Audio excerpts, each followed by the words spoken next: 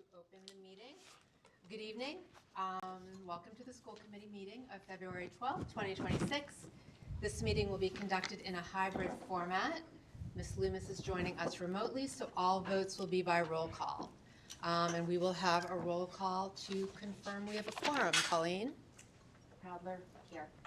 Percio here. Wiseman here. Hamilton here. Loomis here. Thank you. The meeting is open to the public and will be broadcast and recorded by ECAT.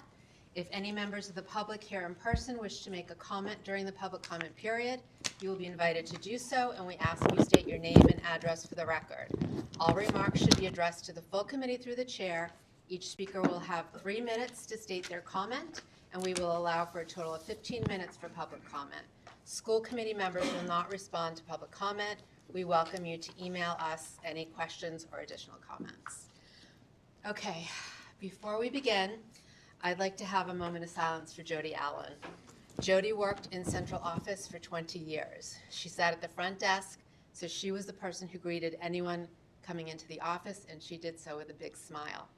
If you needed any information, Jody was the person to turn to. She knew everyone in the district. The first time I became chair, I was in the office a lot, and Jody was incredibly helpful to me. I loved working with her. She had so much energy. She had such a great sense of humor. I brought my son in all the time, and he loved her. She was so kind to him and always had that big bowl of candy. She was a very special person. So we want her family to know that we're thinking of them during this difficult time. And if anyone here wants to say anything, Dr. Cabral, Mrs. Pruitt, committee members. It's hard. It's really hard. Jody was a good friend to all of us, and we worked very closely together for many years on 50 Oliver. She knew everyone and everything. We watched her children grow up and her grandchildren be born, and just the school department and frankly the town of Easton really owe Jody and her family a lot, because they're all very involved in many things and made significant contributions that will continue on for a very long time. So we're very grateful to her and to them. And of course, our hearts go out to John and Alex and Chuck and the entire family.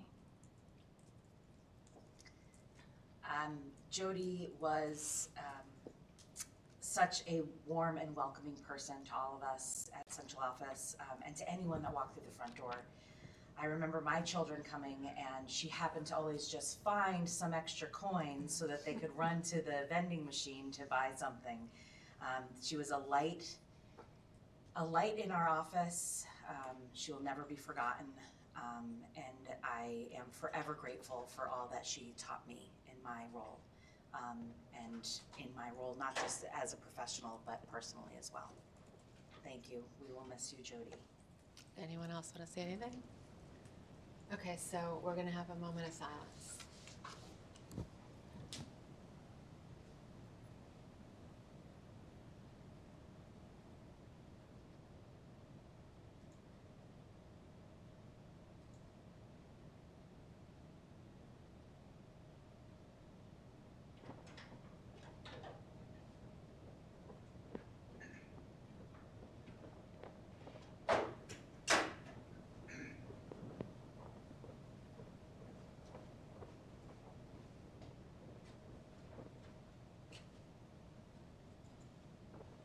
Thank you. Okay, next item on the agenda is student representative to the school committee update. Brendan? Thank you, Ms. Wiseman, and good evening. Bobby from Blanche Ames reports that all the way back from December, 24 families, I know this was a while ago, gave presents to those in need and filled 2 police cars for gifts during the holiday season. In January and February, they have had enrichment programs like the Animal Keepers and Authors. They've had a Valentine's Day dance and literacy night in early March. That was a storytelling event. And they have open play at recess again. They're adding a multidisciplinary program in the coming month, and they're going to review their bathroom expectations with their kids again. And students also enjoy the snow play at recess and they are beginning their unit planning for ELA as well. And then kids are also enjoying the new lunch system and provider, and they say the food tastes better. And then Leah RO says that RO has been working with RMK to do community meetings each month where students will be able to put the work and the lessons they've been learning about community empathy and community service through literature and acts of gratitude and kindness. They're also focusing on supporting students with their writing and developing their ideas with evidence and details. And she's currently working with Mr. Getchell to coordinate a time to meet with students. Then Lindsay at OA, advisory visit update. She and some other members of the Student Voice Union have been going around to advisories the past week. And the feedback, she says, has been great. And she will set up a meeting with Ms. Kavanaugh soon to discuss the feedback and potential solutions. Thank you. Thank you. Can you share one moment on what the Student Voice Union is? I don't know if everyone knows. Ms. Kavanaugh is probably best suited to explain that. You can do, it can be at a future time. I just think it's an incredibly interesting program. Okay, next item are minutes. We have a group of them, so we'll go through them quickly as we can. First are the workshop meeting minutes of October 28th, 2025. Does anyone have any questions or edits? Okay, I will take a motion to approve the workshop minutes of October 28th, 2025. So moved, Percio. Second, Second, Hamilton. roll call vote. Crowther, yes. Percio, yes. Wiseman, yes. Hamilton, yes. Loomis, yes. Next are the workshop minutes of December 15th, 2025. Any questions or edits? Okay, I will take a motion to approve the workshop minutes of December 15th, 2025. So moved, Percio. Second, Hamilton, second. Second, Loomis. roll call vote. Crowther, yes. Percio, yes. Wiseman, yes. Hamilton, yes. Loomis, yes. Next are the workshop minutes of December 18th, 2025. Any questions or edits?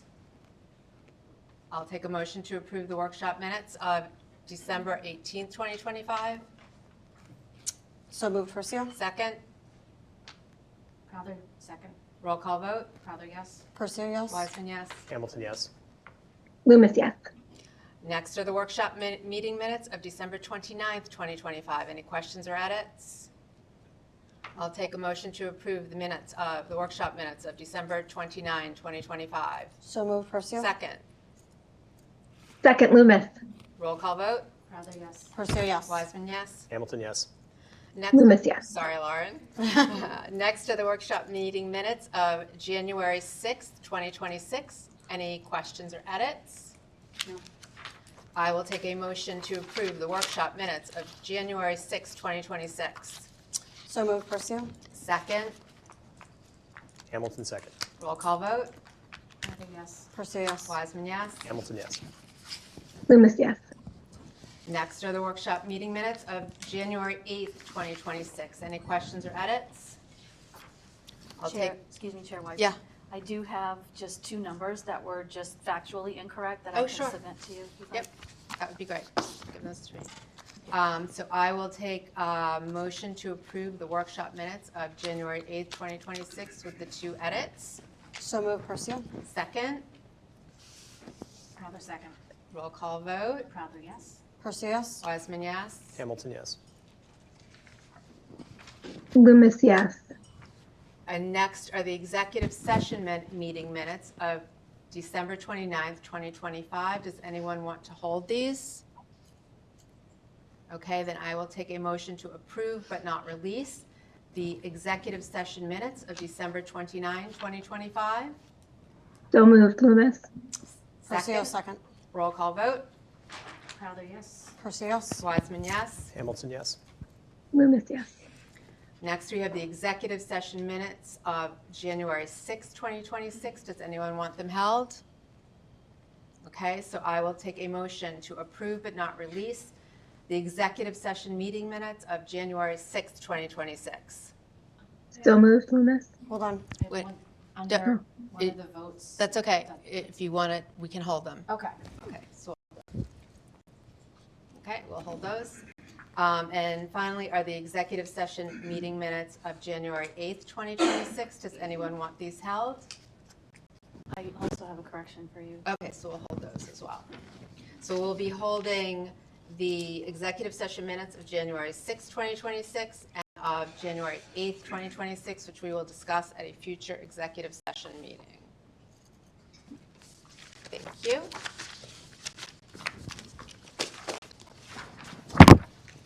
Okay, next on the agenda, let me find my little piece of paper.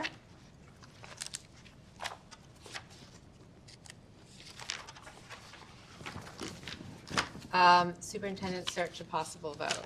So, sorry, I was organized.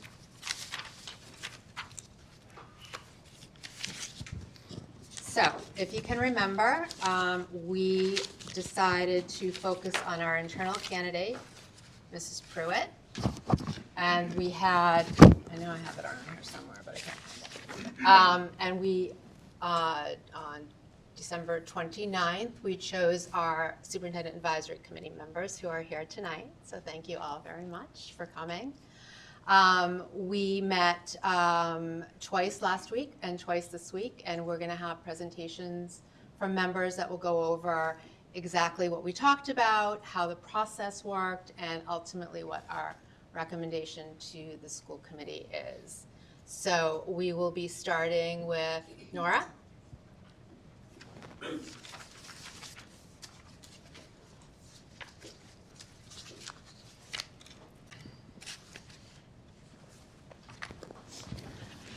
Good evening.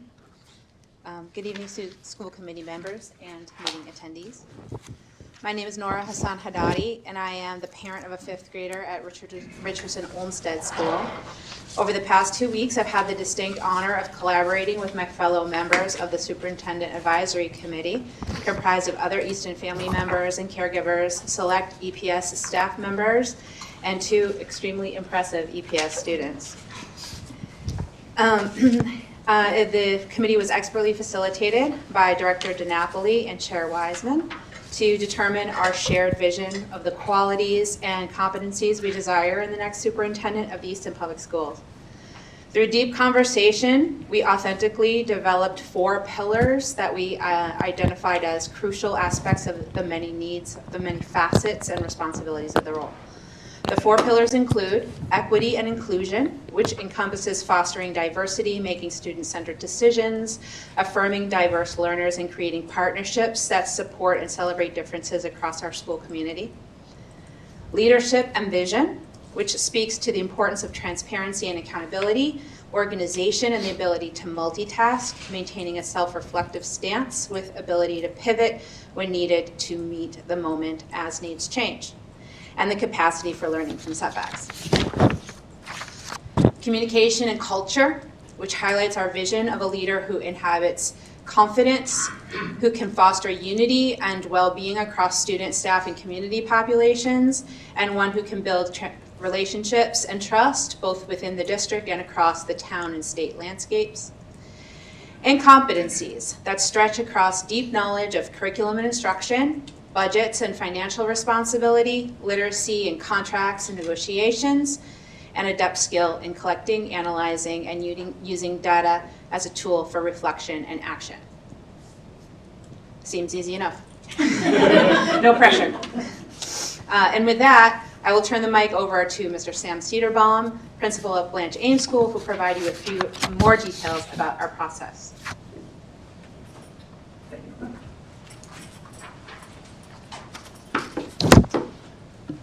So after the committee worked collaboratively to create our pillars and describe the ideal qualities of our next superintendent, we began discussing the interview process.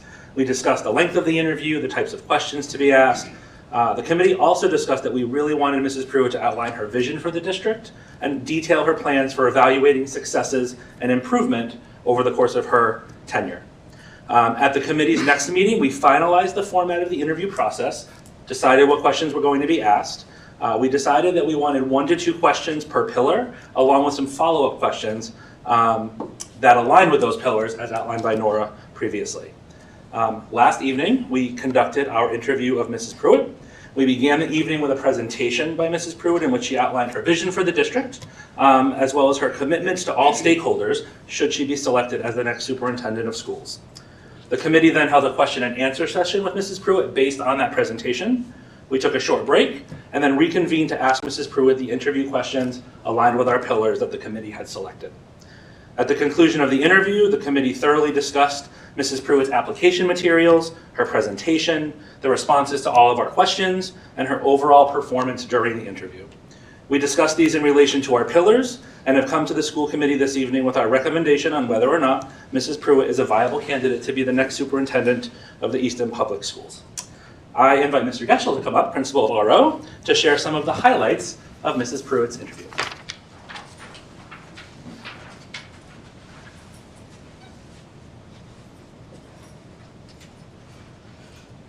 This is my opportunity, my tryout for my dream job of ESPN Sports Center. Channeling Stuart Scott right now. Okay. Highlights of Mrs. Pruitt's interview. You know, I will say one of the highlights for me, and it's not take back from Mrs. Pruitt, was just working with this committee.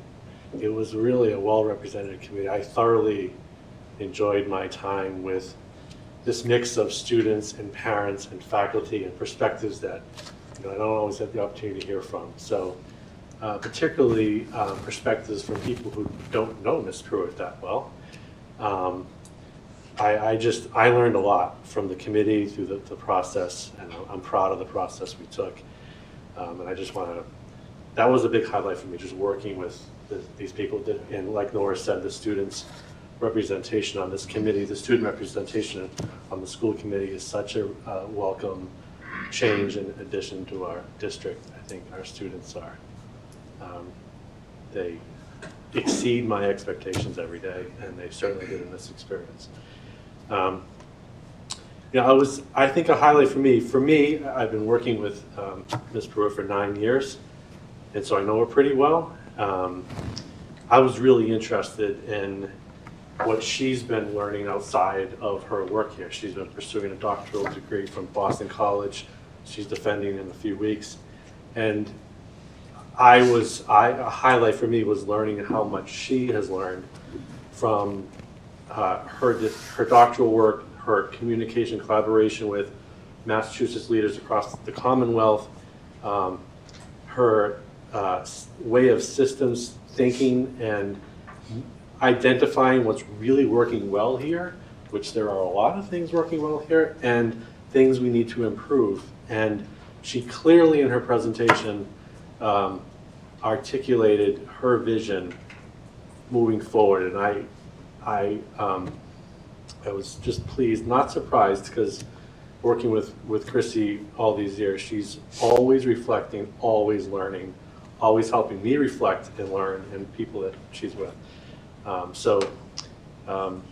I was impressed to hear how much she continues to learn and grow. And just like I think a teacher should be the lead learner of a classroom, the superintendent should be the lead learner of the district. And so modeling learning and reflecting is incredibly important, and that is a huge strength of Chrissy's right up until this very day. So those are highlights for me, and I'll end it there, I guess.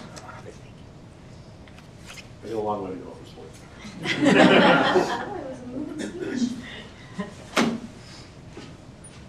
I can't really walk in these shoes, but hi, my name is Abigail Antigua. I'm a junior here at OA, and I've come to you with the decision that the council has made. The committee believes Ms. Pruitt possesses the leadership experience, skills, and collaborative mindset necessary to effectively serve in this role, and respectfully forwards her name for your consideration. To no surprise, you're amazing. Thank you. Thank you. So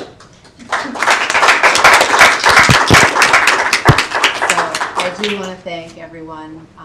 It was a lot of work in a very short period of time. I really appreciate everyone's dedication, everyone's contribution. Everyone contributed, debated respectfully. People pushed back on each other. which was great. But listened to each other. Abby and Rebecca, our students, were just really exceptional. They were really, they brought a perspective to the discussions that I think really helped us move along in our decisions. So thank you. So from here, what we'll do is at our next school committee meeting on February 26th, the school committee will have an opportunity to interview Mrs. Pruitt. And we'll just come up with our own questions. And we'll talk about, if you want to do a presentation, you can do a presentation. If you just want to answer questions or speak, however you want to work it is fine. And that'll be it. And I just want to give a shout out to our committee. Abby Lantigua, Rebecca Porter, Sam Cedarbaum, Chris Getchell, Jennifer Costa, Dina LaValle, Rita Pastore, Karen Rogers, Nora, Hassan Hadidi, Matthew Matera, Christy McDonough, Jennifer Smith, and Director DiNapoli. Thank you all so much for all the time and effort that you put into this. It was really, really wonderful working with you all. It's a great experience. I'm kind of sad it's over, actually, because I had a really good time with you guys. So thank you very much. Committee members, if you have any questions for the advisory committee members, you can feel free to ask them. No? Okay, thank you. So we will go onward on our agenda. Review and possible vote to approve donation. Dr. Cabral? Thank you. Director Spagna is going to present this item and the next. The district has received a donation, the details of which I will let Director Spagna describe to you, and he can answer any questions you might have. The hope is that you will vote to approve the donation received tonight. Sorry. Thank you. No problem. An individual came forward and requested to be anonymous and donated $800 for the purchase of some needed medical equipment. So we'd already purchased the medical equipment. So if the committee does accept this donation, we'll just use that to offset the expense that's already in our operating budget. That's all I have. That's all they want me to say. Do anyone have any questions? No, but whoever the unknown person is, that's an extremely lovely gesture. Absolutely. I completely agree. So I will take a motion to accept with gratitude the anonymous donation of $800. So moved. So, Second? okay. Second, Loomis. Roll call vote. Prouder, yes. Percio, yes, with gratitude. Wiseman, yes. Hamilton, yes. Loomis, yes. And then we have a review and possible vote to accept a health club grant. Dr. Cabral? Exactly, yes, and Director Spagna will speak to this as well, $1,000 grant from Health Resources in Action. I'll let him describe the details and if you have any questions for him. The grant facilitator, Mrs. Gardner, sent me a statement explaining about the grant. Health Resources in Action is a statewide organization that supports public health initiatives in Massachusetts schools. Excuse me. Through its partnership with EMS, a branch of the organization has awarded EMS, the health club with EMS, a $1,000 grant to support club activities such as project materials, T-shirts, and snacks for meetings. The organization supports EMS efforts to educate the community about risks of using tobacco products by providing evidence-based training and hands-on learning opportunities. This includes visiting EMS and initially was hosting 2 off-site events. One was scheduled to be the Youth Power Health Summit in January. Unfortunately, due to illness, they weren't able to attend that one. And Kick Butt's Day at Massachusetts State House in May. Students involved in EMS Health Club have gone on to participate in health-related activities at Oliver Ames, and several alumni have pursued careers in public health after graduation. Mrs. Gardner will be sharing last year's Kick Butt slideshow, and additional grant-funded students' design projects will be developed following the spring symposium. So we're just requesting approval of the grant. Any questions? Okay, so I will take a motion to accept with gratitude the grant of $1,000 from Health Resources in Action. So moved. Percio. Second? Prouder, second. Roll call vote. Prouder, yes. Percio, yes. Wiseman, yes. Hamilton, yes. Thank you. Loomis, yes. You thanked I me know, I for keep. sad Lauren face behind you all. All right, next item, facilities condition assessment contract approval, discussion, and possible vote. Dr. Cabral. Thank you. Director Kopaz is here, and we also have Keith Jones and Evan Barker joining us remotely this evening to discuss the hopeful authorization to complete a district-wide facility condition assessment on our school buildings. So I will turn it over to Mr. Spagna. I believe, do you have a presentation? I do? Yes. Yes. Then I would invite the school You want us to committee go? to sit in the front row so that they can. You said see the Mr. Spagna. You said Oh, Joe. apologies. So I'm like, did I just jump ahead of See that? somebody? Mr. Were you Kopaz. good? Yeah, go right ahead. It's been a while. Mr. Kopaz, unless you want to hand it off to. Look, I know it's been since about 2003.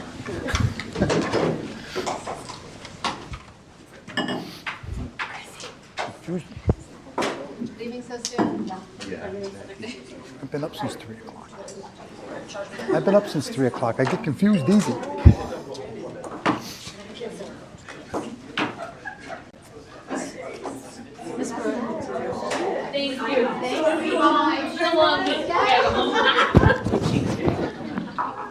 Oh, I was asking if you had a mic. Oh, yeah, I do. Thank you. Do you know how to use this? Bye, Matt. Oh, I get the, oh, jeez. Let me do this myself. This is going to be interesting. Can you see it? Bye, Nora. Thank you. Thank you all. Is this supposed to be up on something?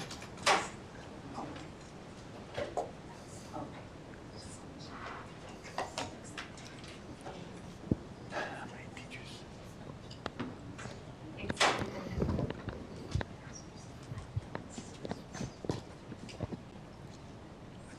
thought she had it on already. It was just warming up. It takes a couple minutes. Oops.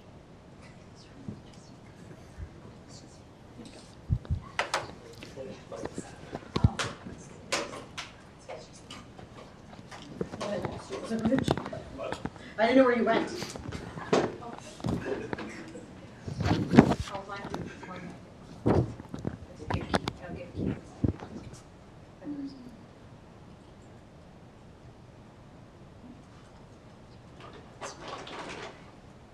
It don't like me.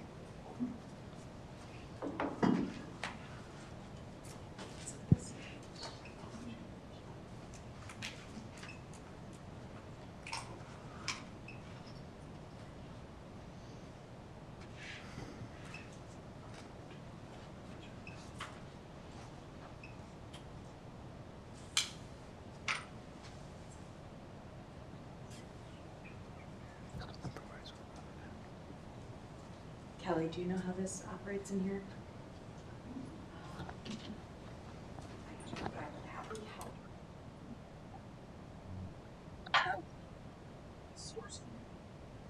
It looks like it's a source. The source. Yeah. So on the Source button on the clicker. on the clicker. It might be the wrong source. Is that possible? The source button's hit. Yeah. I don't know which one it is.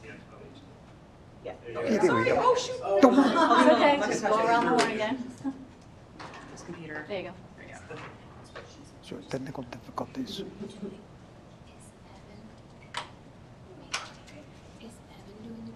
No, they're going to answer questions. I'll go over that. Yeah, but they're not like, because Keith's just. Yeah, he does. He's in. Yeah. Not, But Evan. not yet. So Oh. So we have two people on Zoom from Brightly Corporation. One, Keith Jones is on, but he's also taking care of some personal, nothing bad. Actually, it's really good, but I'm not going to put out there for what he's doing. But it's something really good. So when he has the opportunity, he will speak. Okay. Again, what he has going on is really good for him and his family. So, So what I want to go over tonight is a facilities condition report for all of our schools. The presentation is going to outline the comprehensive facilities condition assessment is very critical for our district and why. The FCA provides an objective, data-driven documentation of our facilities, schools, their conditions and the positions that they are in at the time of the assessment. This will also fully align us with MSBA expectations for any future statement of interest if we need a new roof or, if I'm still walking and not crawling, another school, right? That's what they're going to ask for. Make sure I don't go backwards. Hey, look at that. So the second slide, the scope and scale of our district.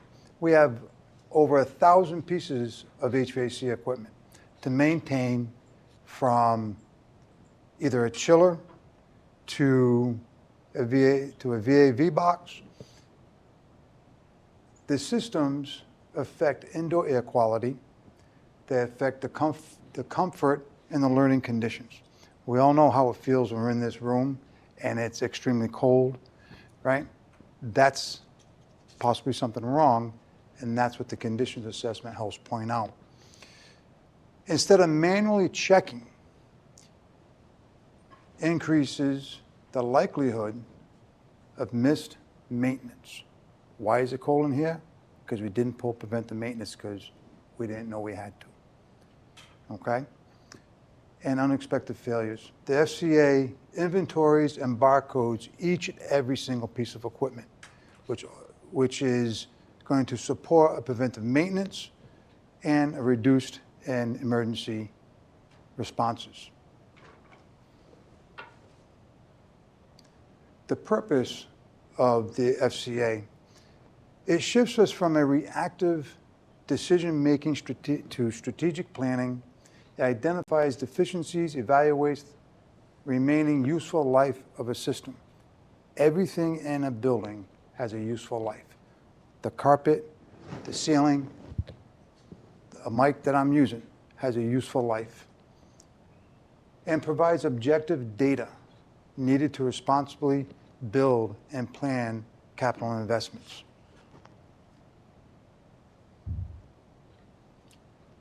What is a facilities condition assessment? An FCA is a standardized professional evaluation of every major building system. It generates a facilities condition index, or FCI, which goes from good, fair, poor, critical. This quantifies building conditions and prioritizes investment over objectives.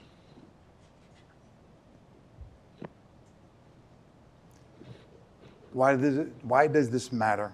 When building systems fail, learning is disrupted. Deferred maintenance becomes more expensive. The FCA allows us to proactively address issues rather than react to emergencies. This also aligns with MSBA and a statement of work that the MSBA requires. It's clear documentation of each facility and its condition of where it's at. The FCA provides a verifiable professional data that strengthens the statement of interest submission and demonstrates responsible planning.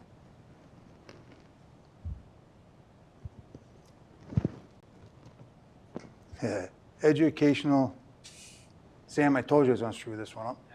Adequacy, thank you. I hate that word. Educational adequacy is about whether a school supports modern technology methods, teaching methods, technology integration, and consistent environmental conditions. The health and safety reduction. It identifies high-risk systems, code compliance issues, reduces the likelihood of emergencies, and improves safety for students and staff. The assessment strengthens financial planning by allowing accurate cost forecasting and structured prioritization, demonstrating accountability to the taxpayer.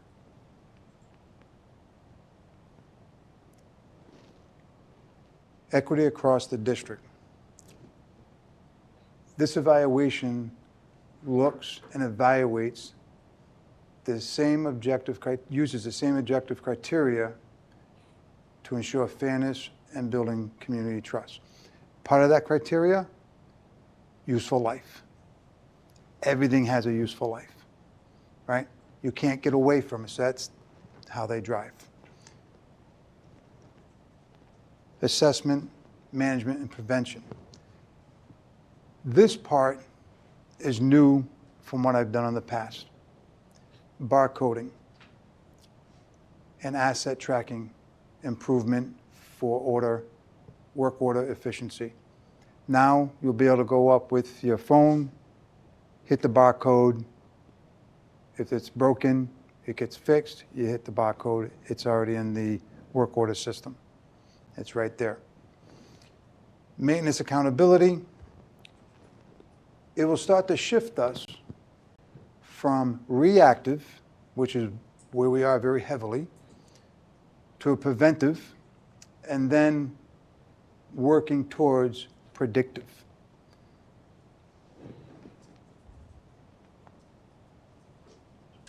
So what does this provide, I mean, for a school committee? It will provide objective documentation to justify investments and funding decisions confidently. You're going to see it. You're going to see it. It'll be a long spreadsheet, go out 30, 40, 50 years, and you'll see what has to be done for those years.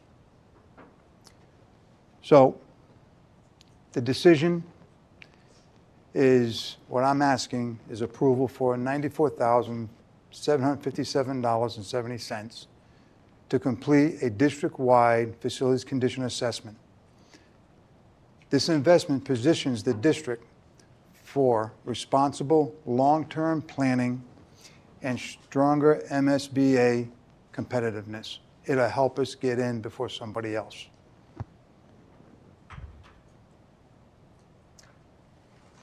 In conclusion, the FCA provides a foundation for responsible facilities management. It improves safety, supports learning environments, reduces long-term costs, and strengthens our strategic position with MSBA. And that's it. So, but what I'd also like to add is this is also part of the facilities maintenance plan. It doesn't, in order for everything to work, you have to create a wheel, right? You have to create a cog that ties into each other. This is just a piece of that cog, so that way the district knows, the taxpayer, it's all transparent on what has to be done, what has to be spent. It is managed by Asset Essentials, which is our work order system, the preventive maintenance side. In your packet that I know is pretty thick when you saw it, and I know it was wonderful, wonderful reading, right? There was in there what the executive summary would look like, right? Keith and Evan can speak to that, for that, but it's built based on each and every building. So if you go through that, you'll find each and every building. You'll see that that was, I believe, a police station, and its facilities condition index was, I think, at 30, which is, I think,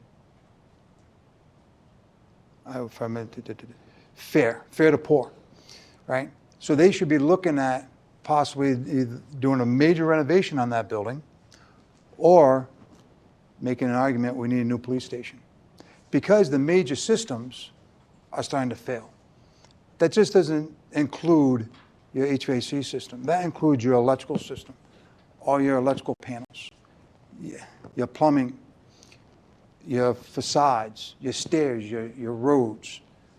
It encompasses everything, so we know exactly where we are, exactly what it's going to cost to fix what those are. Now, and Evan and Keith will correct me on this if I'm wrong, but the part, and I'm going to be transparent, the part that it doesn't give you is the soft cost, meaning if you have to go get a designer, right? It'll tell you it'll cost you X to put a rooftop up, right? Just $70,000, okay?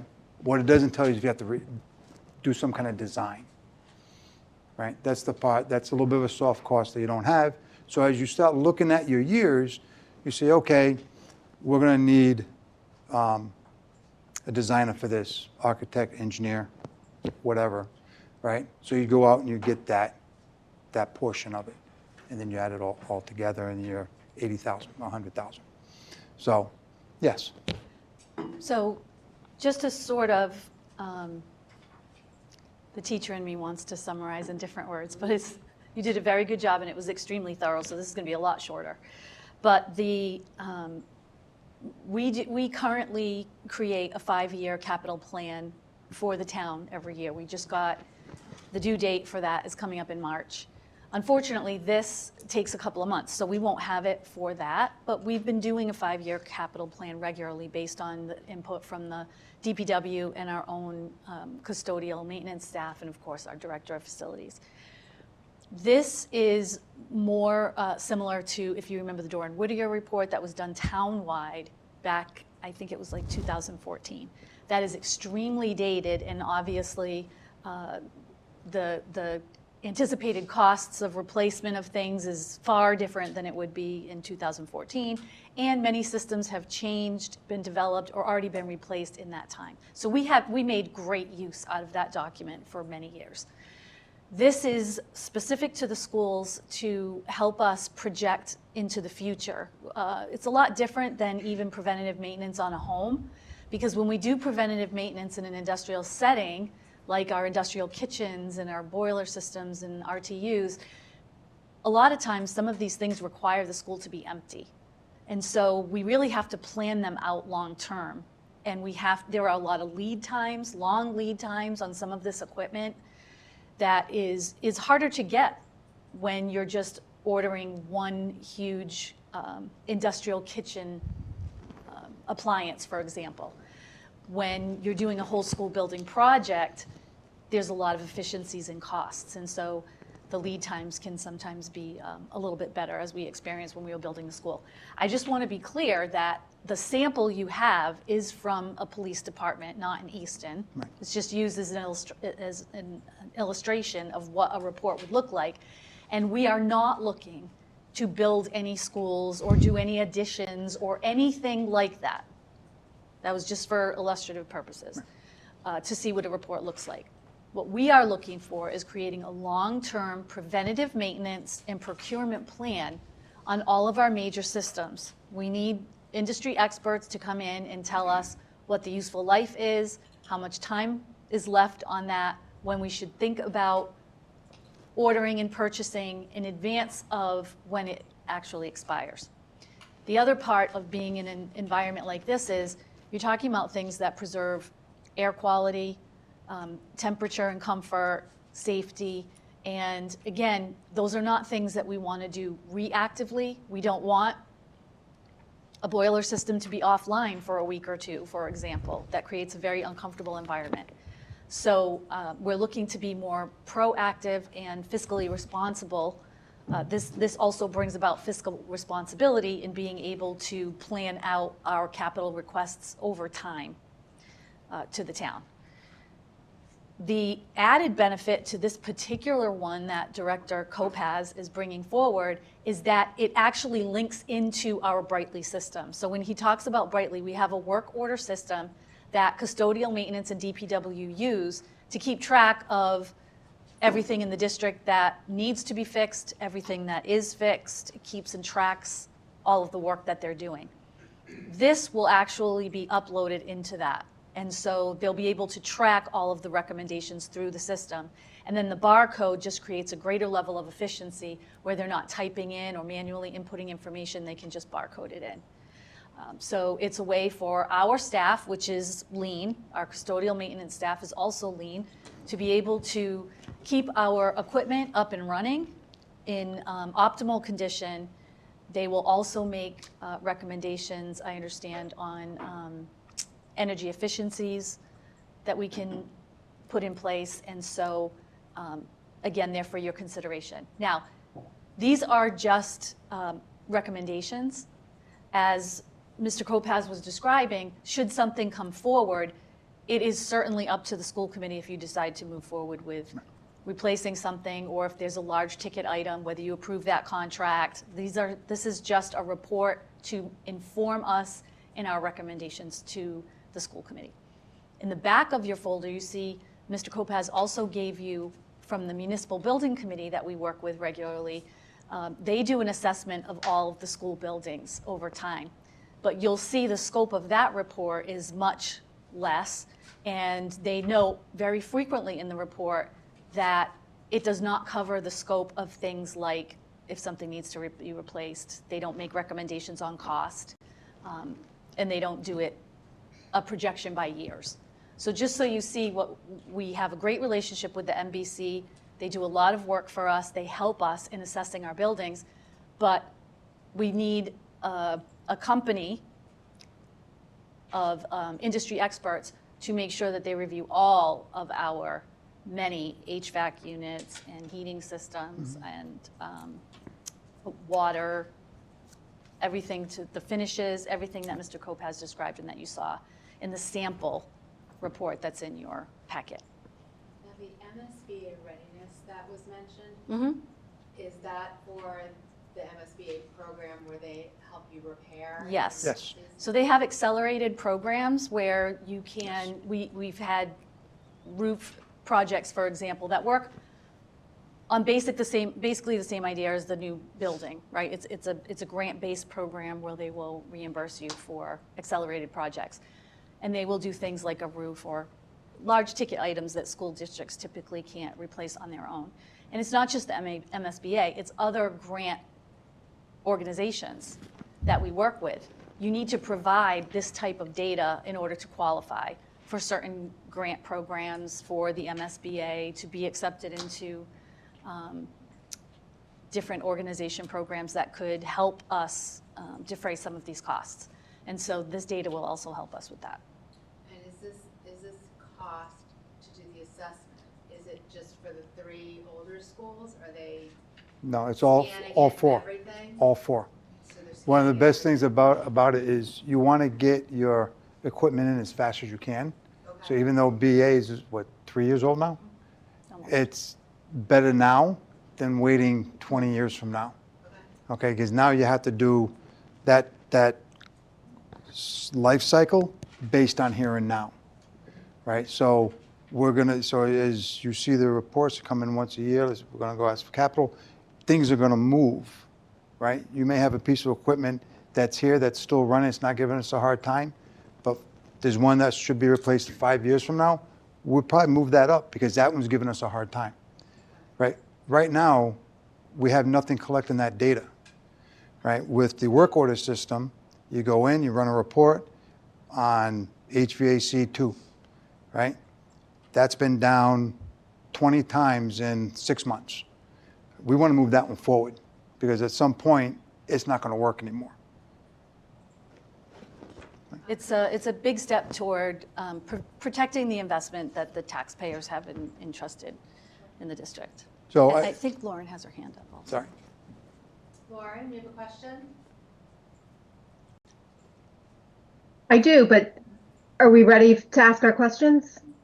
Are you ready Yeah, for yeah, questions? so I do have 2 people from Brightly, so I asked them to come, so they're probably going to answer a lot of the questions, if that's okay? Yeah. Okay. Evan, are you there? Yeah, I'm here. Awesome. Welcome, Evan. Yeah, thank you all for having me. Evan, I appreciate you showing up. Is Keith doing okay? Keith is doing well. He's on the line. I think he's going to step out if needed, but he's listening. All right, Keith, thank you. Okay. Yes, sir. Hi, Lauren. Oh, so I'm going to ask my questions. Okay. So I have a couple questions. How long will this project take to be completed from start to finish? The goal is to have this condition assessment and all the information completely in the system before July 1st. We're aiming for that. I think if we get the project off the ground pretty soon, we'll be able to accomplish that. Okay. And how often will this need to be completed? Just once. The engineering team will come on site, 2 or 3 people. We'll get a good gauge of the facilities beforehand, and then we'll come on site and knock it out. I'm sorry, I probably didn't ask this correctly. How long until this report is obsolete and we need to have this process done again? A great question. So traditionally, the answer will be 4, 5, maybe 6 years if you're very lucky. But when you complement the condition assessment with the software, it begins to extend the useful life of these condition assessments because you're able to take that data from that one-time screenshot and alter it over time and start to look more at repair versus replace decisions. You're replacing assets as they're coming due. So it extends the life to on a 10, 15 years if you're lucky. Okay. And I have one more question. And will this project take place while students are in the building, or is it done remotely? How does that work? That depends on y'all's guidance. We're going to lean on you there. If it is done while students are in session, obviously each person will have to have somebody accompanying them. But we'll kind of lean on you for your discretion there on when you want us to come on site. So Evan, correct me if I'm wrong, if I remember correctly, students will be on site, but they're in and out of mechanical rooms. They're walking on roofs. Yep. They're not going into active classrooms. They'll be either with a maintenance person or it could be with Bubba or Steve asking questions about, and sorry, Evan, Steve is the town electrician and Bubba's the town carpenter and Ryan is the plumber. So they have a lot of the knowledge that their team needs. So a lot of it is they're going to walk through and just ask them questions. How old is this mechanical system? 20 years old, don't know. Okay, we're on the roof. Take a look at the data tag and pull it off there. So they're not really commingling a lot with students, but they would all follow the process and get queried and get checked. Yeah, Tony, this is Keith, and I would just add that our teams are accustomed to working in school settings while students are on site. Our team will never enter an instructional space while instruction is taking place. We will visit all the non-occupied spaces mentioned by Tony throughout the day, and then we will enter classroom settings while in between bell schedules or while kids are at recess or kids are at lunch. There are some sites where we'll come in early before school gets started, before students are actually on campus, so that we can get into some of those spaces. We can get into the kitchen environment before the busyness of the day of preparing meals takes place. But we work around the schedule of the school to ensure that we are very efficient and we're as least disruptive as possible. Lauren, do you have Okay. anything else?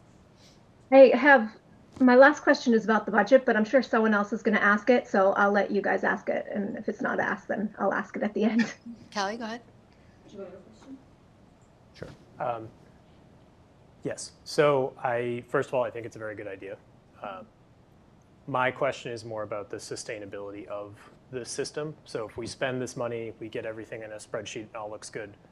Are we going to have a system in place for when a new piece of equipment comes online, it gets added to the system and assessed, or will, and as people transition in and out of jobs, will this system exist beyond that, or do we have plans in place to ensure that system exists? The system will live within the work order system as long as we have that work order system. The system, again, ties in, as I mentioned, with the facilities maintenance plan, which ties into also hiring practices, right? Hiring the right mechanic or the right maintenance person when somebody decides to retire, right? If I were to decide I want to retire sometime in life, which I'm not going to be, it's there in the system, right? The person coming in learns the system and how to use it. Replace a unit goes down, re-tag it. That, since it's already done, my position would go ahead and enter the data into the system so it's there and build the maintenance plan on that, the preventive maintenance plan on that. So we've, the department has already trained all of the staff on the work order system. And so this is going to work in conjunction with that. They'll be able to just get the next level of training that goes with this. And so far, the system has been working well with the training that they have. So We have well over anticipate- 200 work requests. And I don't know if it's because I'm in BA and Sam's right next to me, he likes to give me a hard time, but every time I turn around, I have to approve one. Anything else, Jim? Just to confirm, is there a recurring cost on an annual basis, or is this a one-time? So one-time cost. Okay. Again, as Evan had said, usually, so when you go back in time, these type of audits, companies looked at them, if you're familiar with the International Facilities Management Association, short-term and long-term, right? As Evan said, the way the system works, it's going to get to a point where we're being able to push things out. I shouldn't say push out, but it'll expand 10, 15, 20 years before you're doing it again. Back in the old days, you looked at it 5, 10, doing it again 5 and 10 years. Now, with putting it in a maintenance plan and you are driving towards preventive maintenance, and then after you drive, instead of being reactive, that starts to get you out of deferred maintenance. And then, because you live in deferred maintenance when you're reactive. That's all you do. Everything's deferred, you're just running to go fix it, okay? Once you start using this system and build a proper maintenance, preventive maintenance system, it starts to catch itself up, and then hopefully you get into predictive, where you say, okay, I got to replace that motor next year, I need to budget for it. Now we don't have, now we're just taking darts and going like this. Makes sense. That's it for me. Colleen, Kelly? I have a couple questions. So how did you select this particular vendor for the work? So this particular vendor is Brightly. We have their system now as it's called Asset Essentials. And that's how they were selected, because this is, you can't go into their system with somebody else. They don't allow anybody else into their system. It is through a national contract, Omni, and I will tell you, I was trying to get this to you 6 months ago, at least 6 months ago, Evan, 4 to 6 months ago. Working with our attorneys, which they drilled down and really tore it apart and did an awesome job to get us to where I can present to you. Are there multiple options of the type of assessment, and how did we select the type, or is this a standard one that is required? I don't. So what I don't know is this facility condition assessment, is there a standard format that the MSBA recommends, or did you have decisions that you had to make in terms of what was included in the assessment, the details of the assessment? How was this particular assessment at this size and scale selected? Like, does the company offer different levels of assessment? Evan Correct. can probably answer that. So we looked at, Evan, I'll answer a little bit, then you can, just tell me to stop. We looked at all different ways to do this. And what really drove for me to make the decision to let Superintendent Cabral know this is the way we should go is the asset management and the barcoding. I've used this in multiple systems, and even though somebody will go up and they said, yeah, I fixed it, right? And you don't truly know if they went up there. With the barcode, it's here and now. You can't say I wasn't there. So that was part of the driver. Evan? You hit the nail on the head, right? The scope of work that we're looking at is what we've done in Massachusetts with probably 60 other communities. Keith, you can probably speak to exact numbers there. But it's looking at all major MEP items, along with the building envelope and the grounds as far as pavement. It's everything that's crucial to the facility to operate. Along with the preventative maintenance build out, where we're giving you all those industry standard PMs, all the things that the team need to be doing in order to keep those assets in tip top shape for as long as possible. And like Tony mentioned, the barcoding, right? So giving the technicians the ability to walk up to an asset, scan the barcode, and on the spot see all the work that's been done in the past, what needs to be done, and really look at any schematics, diagrams, any material associated with that particular asset. You mentioned 60 other communities. How many of them are other school districts in Massachusetts? A ton. I can tell you within the past year and a half, Natick, Needham, Rentham, I think Franklin, so quite a bit. Okay. And does the scope of this include outside the buildings areas such as curbs, playgrounds, things like that, or is it primarily what's contained within the building?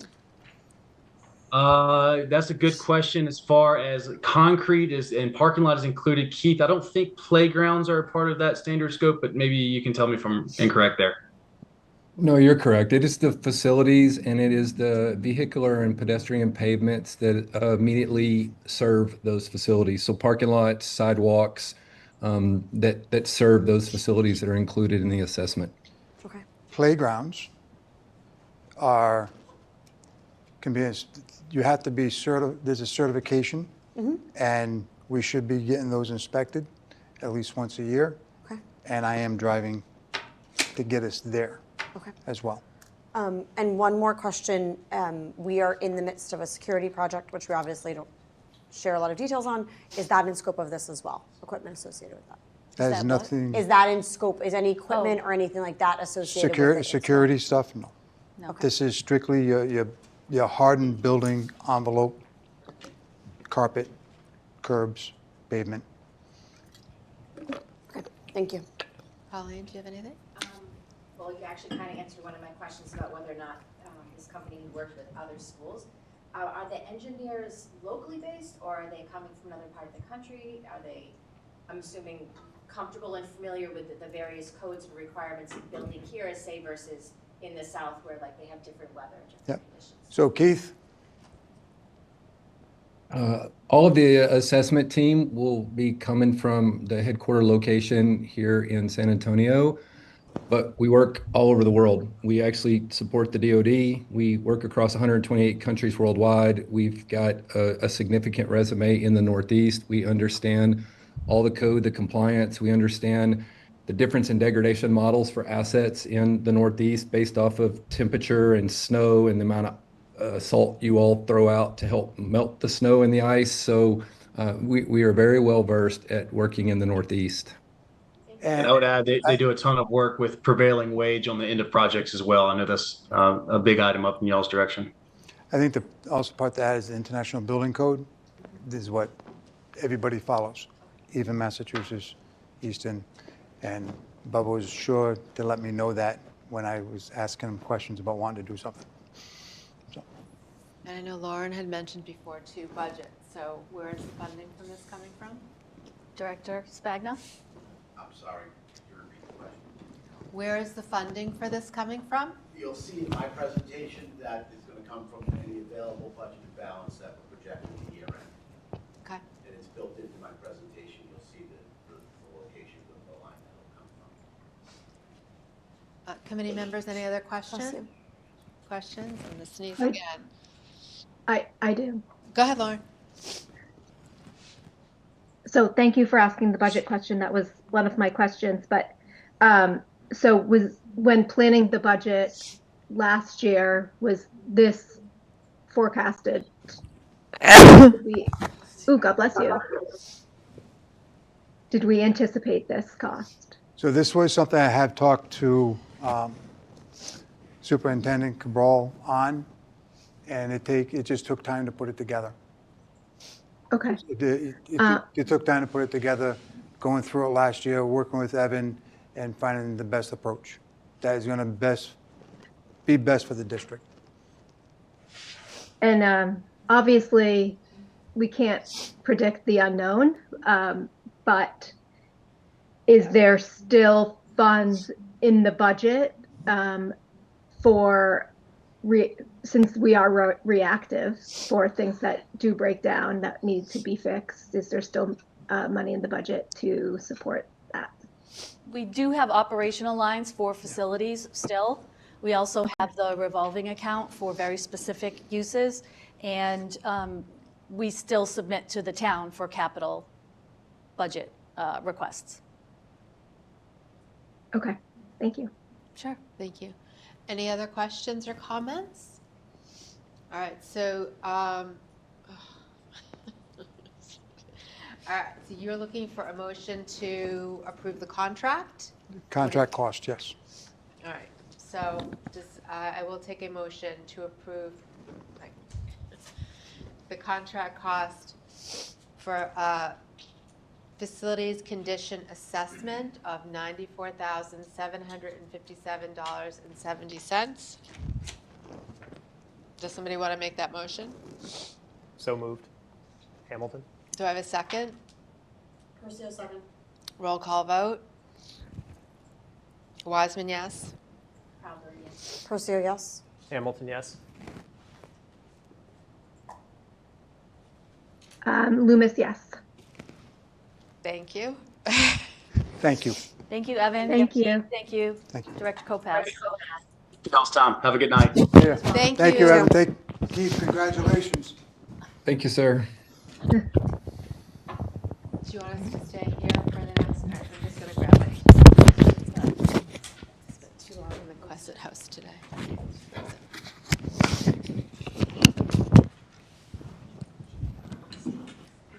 Do you want me to begin the? You want to, Kelly, you want to stay?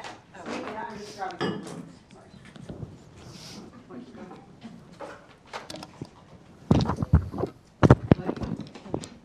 Do you want me to introduce?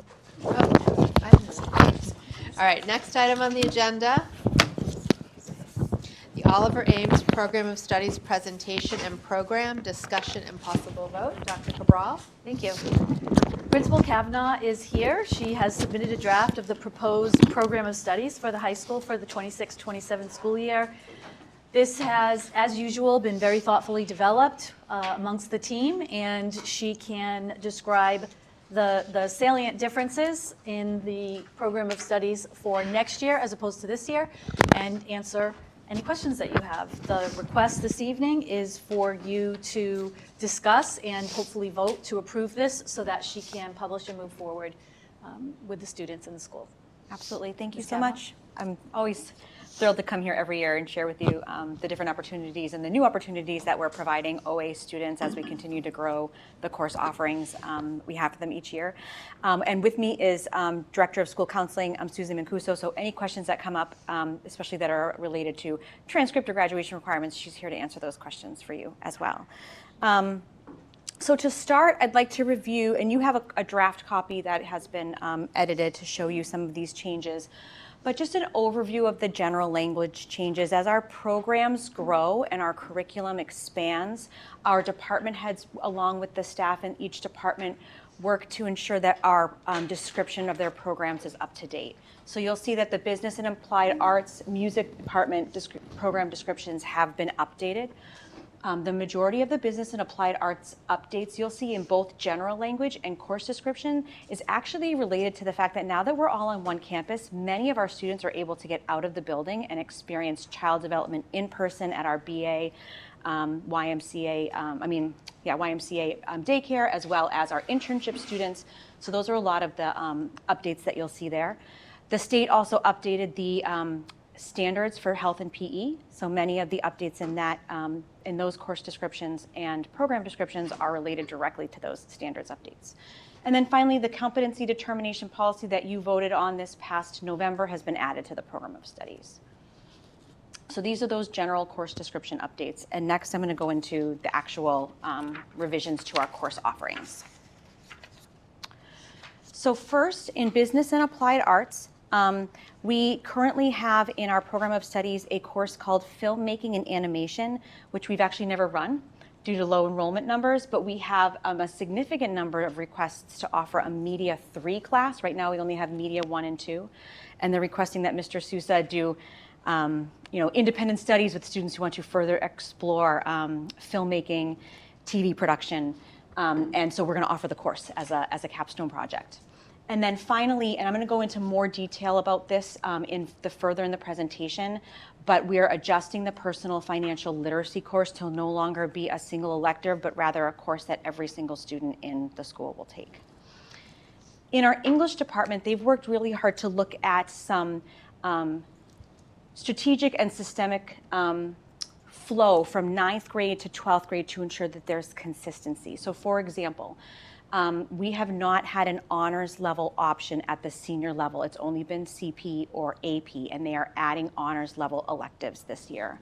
So the first honors level elective will be the SUPA, which is Syracuse University English for College Credit course, which we've run for the past 2 years successfully, and then a Spaces in Literature course, which is one of the former elective courses we've had with a robust curriculum that really looks at character development and how the space in which they grew up impacts who they become, and it also includes a research project that's really college-based. And the second piece to the English senior changes is that previously there was a course called Preparatory English that all seniors were required to take, and this limited the voice and choice that they have in all the other amazing electives that we have: children's literature, sports and literature, public speaking, and so that is no longer going to be a requirement. We will still offer that course. It's similar to the Spaces in Literature course, so it'll have the same name but a different level. But students can now choose from a variety of different options rather than having one semester be required. In staying in line with that through line of 9 through 12, currently the junior level honors class was labeled pre-AP. In all honesty, there is no pre-AP. That the College Board doesn't have that. There's no exam. It's actually an honors course just like it is in every other grade level. So we're changing it to the word honors to make sure that we're being really consistent and clear with our students of what rigor they should expect in the course. We're adding a new course called First Year Seminar, which I'm going to explain further in the presentation. And then finally, with the support of Ms. Pruitt and Ms. Weintraub, we have added a description of our Sheltered Immersion English program. It hadn't been in our program of studies before. So this is consistent with the same language that we're adding to the middle school for our EL. We call it ML, multi-language learners here at the school, but the state still calls it EL, so our EL courses. Do you have any questions on these revisions, or do you want me to wait till the end? No? Okay. Next, another really logistical change is, for some reason, chamber orchestra was the only extracurricular ensemble that had its own section in the music, so we just incorporated in with the other extracurriculars that are described. And then Mr. Chase looked at student interest and saw that when you look at what we were covering in music tech and songwriting, where students are actually really interested is what does a career in music production look like. So although I want to be really clear with everybody that we currently do not have the staffing due to the budget cuts last year to run all of the electives in the music department, we are still going to combine these and offer one course called music production with the hope that we will be able to run it at some point. PE health and wellness, there are updates because of the new curriculum. And formerly, students in 10th grade and 9th grade had elective choices. I'm going to explain this a little bit more in a further slide, but we are looking at, instead of having students choose an elective without having exposure to all the different options first, incorporating exposure to team sports, yoga, mindful fitness in those first 2 years, so that when they choose electives as juniors and seniors, they're doing so from experience. And hopefully they find that they like yoga when they never thought that they would, or playing a team sport is something that they're really passionate about, and they end up taking an elective that maybe they wouldn't have tried if they weren't exposed to it in earlier grade levels. In social studies, we've had a course called Local History for years. It has not run the past 3 years.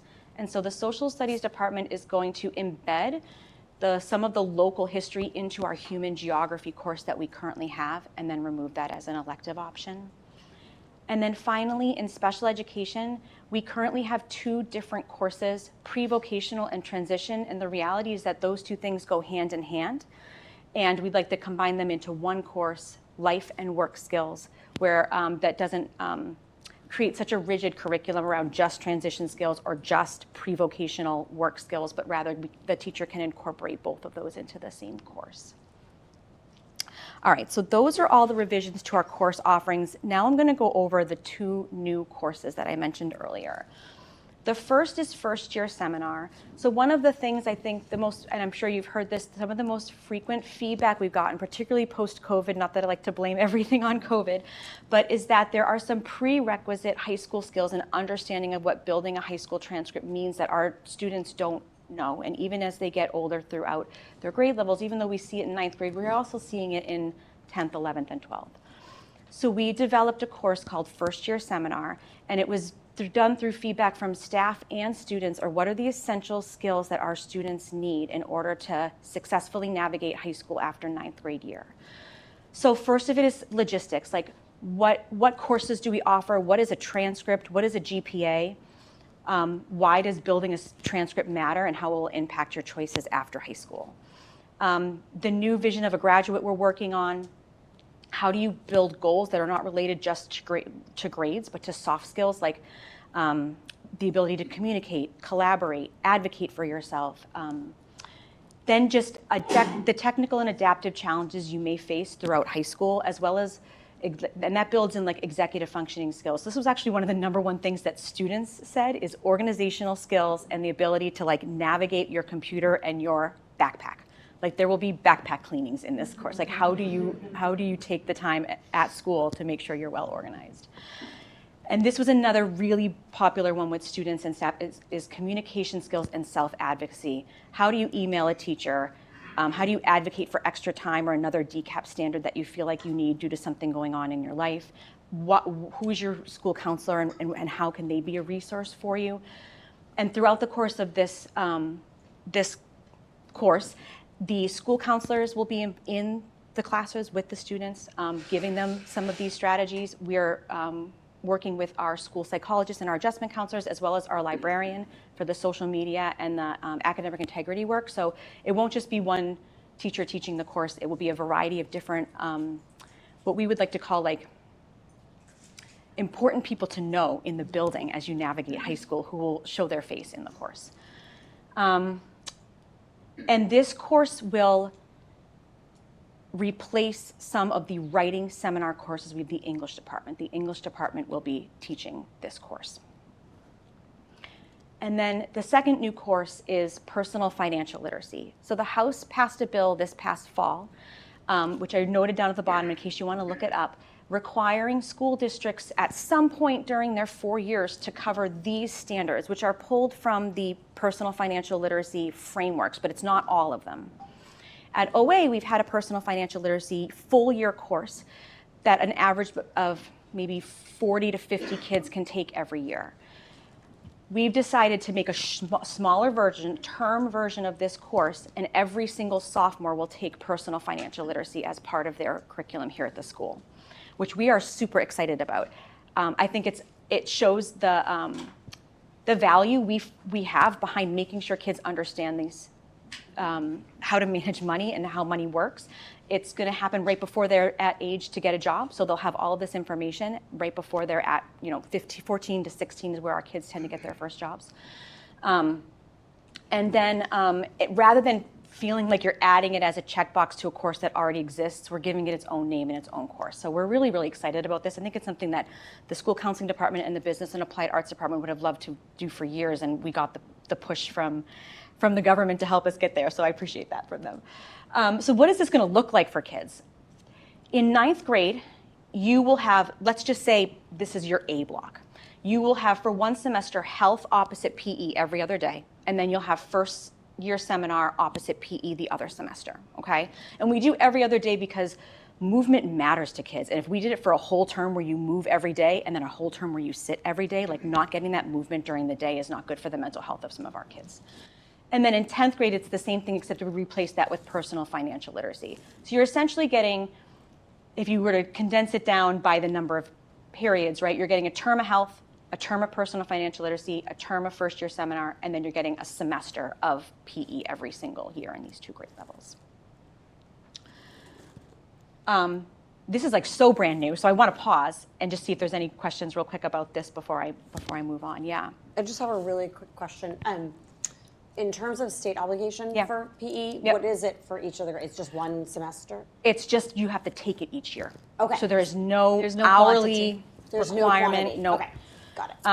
And we've done a lot of research into what other districts do. We're right in line with what other districts do for PE requirements. Some of them even have it every other day just for 1 semester. So we actually go beyond what some other districts in the area do for their PE. Okay. The next big change, which I'm really excited about, is that we are incorporating the Massachusetts Seal of Biliteracy into our program. Seal of Biliteracy recognizes students who've demonstrated proficiency in English and at least 1 other additional language, and that can be through study or heritage, their home native language. And per the state, in order to earn the Seal of Biliteracy, you take an exam in the other language, and if you meet proficiency in that exam, you get the seal, and it's on your transcript and it's on your diploma. And it's just a huge distinction of honors for students who are literate in multiple languages. So I want to give a shout out to Megan Sharkey, one of our Spanish teachers, and Maria Palma, the head of our World Language Department. They worked with us to not only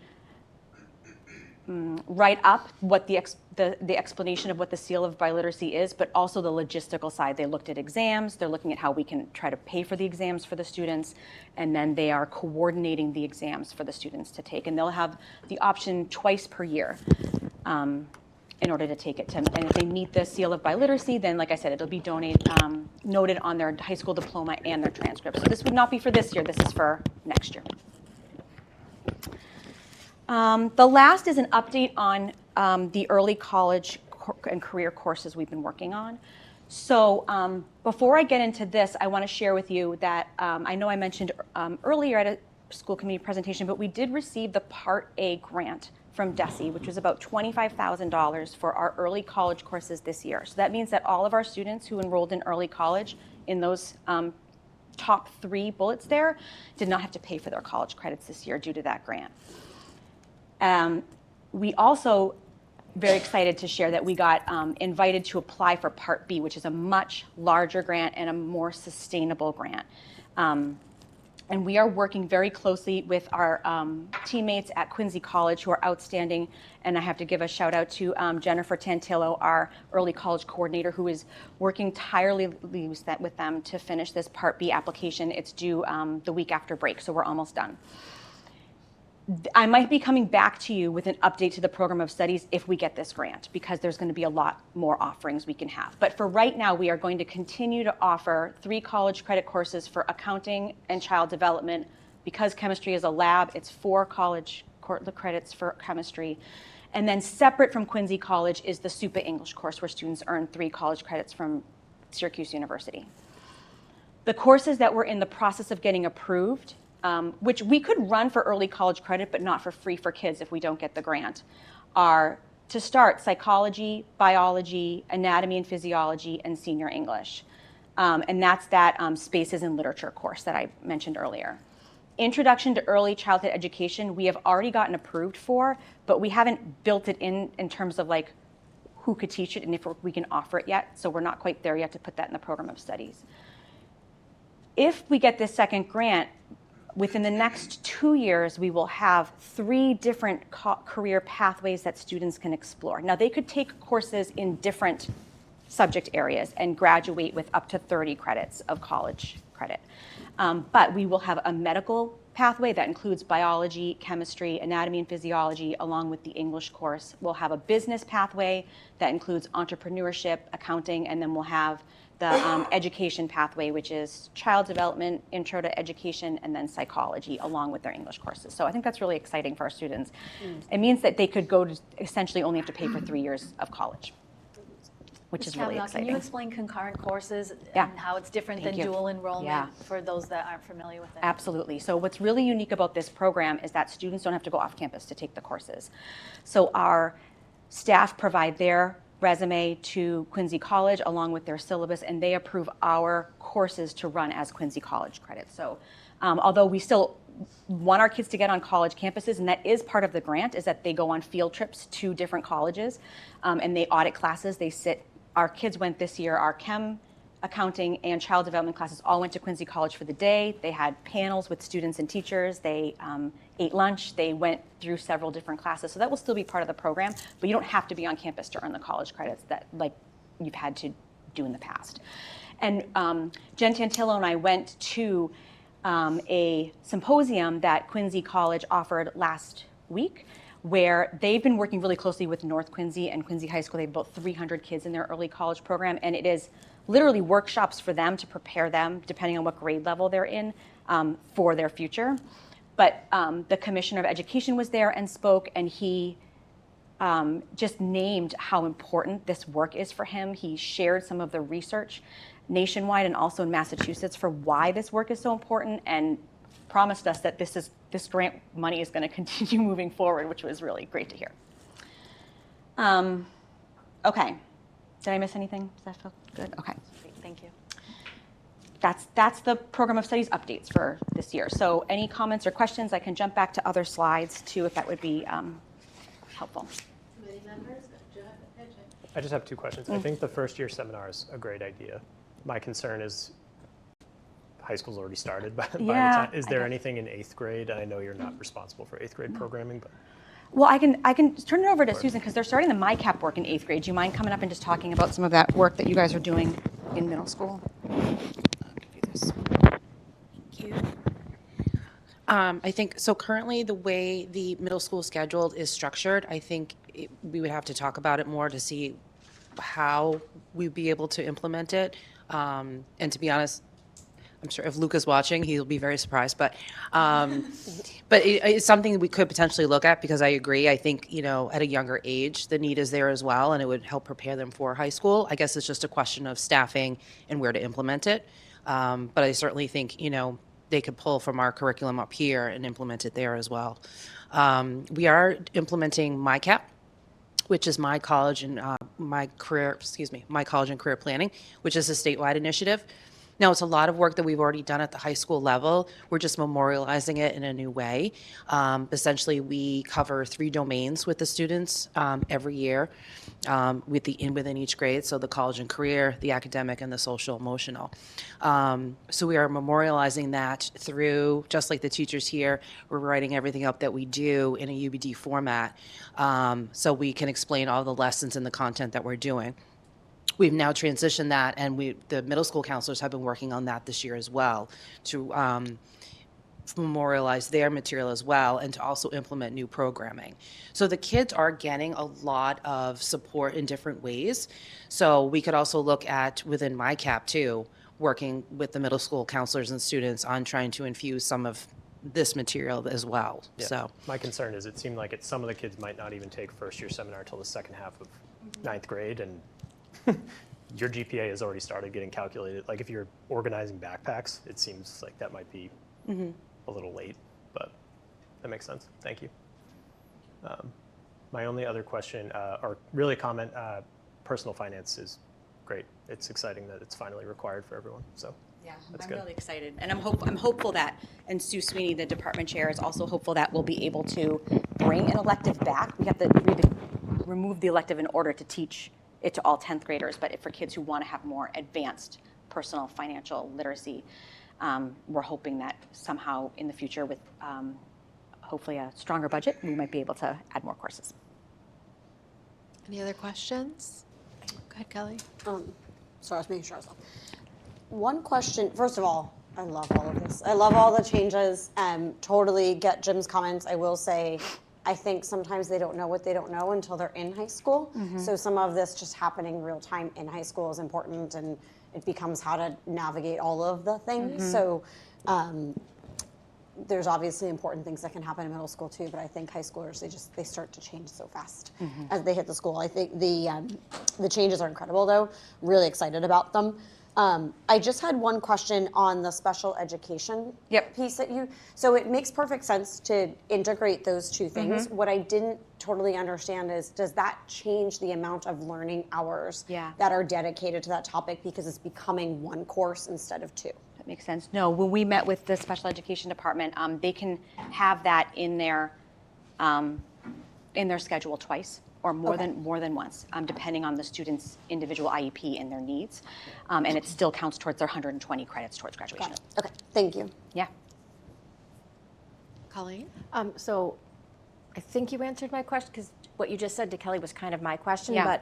But so is, by combining it, I think that sounds great. Is that something that kids could take multiple years? You said so they could take it as a junior and a senior. Yeah. And then did you just mean when you said they could take it twice, as in twice in one semester? Year, yeah. In a semester. So it, maybe historically they would have taken each of those classes individually, but now they're able to take that course 2 blocks this year, and then they could take it again next year as it. Correct. And these are that is a course that is primarily in our separate special education department, and depending on the student's IEP needs, you will see services that are more than once during the day or multiple years in a row, where we build on their IEP goals. Even though there is a curriculum set with it, it's really very individualized in terms of their own growth throughout their 4 years or more here. Which is nice, because as their IEP goals change, like mid-year, you can adapt within the course that they're in. So that's awesome. And then I just wanted to say, I think that early college expansion is phenomenal. Thank you. Yeah, I'm very impressed with what Jen has done. It's outstanding. Lauren, did you have anything? I just want to I loved it all, and I really agree with what Jim said about first year seminar. Sounds like it would be great to be in middle school, as well as totally different subject, but I feel like 5th grade should prepare a student for being in the middle school, and then middle school should be preparing them for high school. So, but yeah, I think this is all great, and financial literacy, I think, is just a great course that every human should take. I know. I wish I took it in high school. Yeah, exactly. Any other questions? Thank you. Okay, so I will take a motion to approve the Oliver Ames Program of Studies. So moved for Second? Second, Loomis. Roll call vote. Wiseman, yes. Percio, yes. Hamilton, yes. Loomis, yes. Thank you Mrs. all very Kavanaugh. much. So be Thank you, prepared to thank get you. emails. Those Yes, parents, thank be you, prepared so. to get emails with us with the timeline now for a course selection. Thank you. Great. Thank you.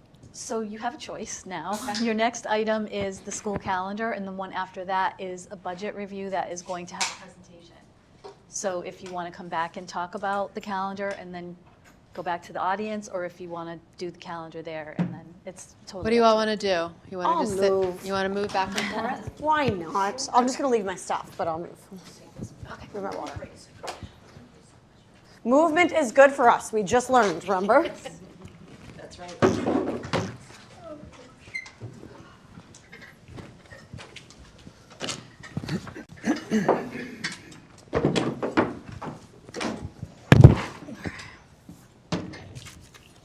Sorry, Moving a Jackie, little you're probably slower, not sorry. in favor of that.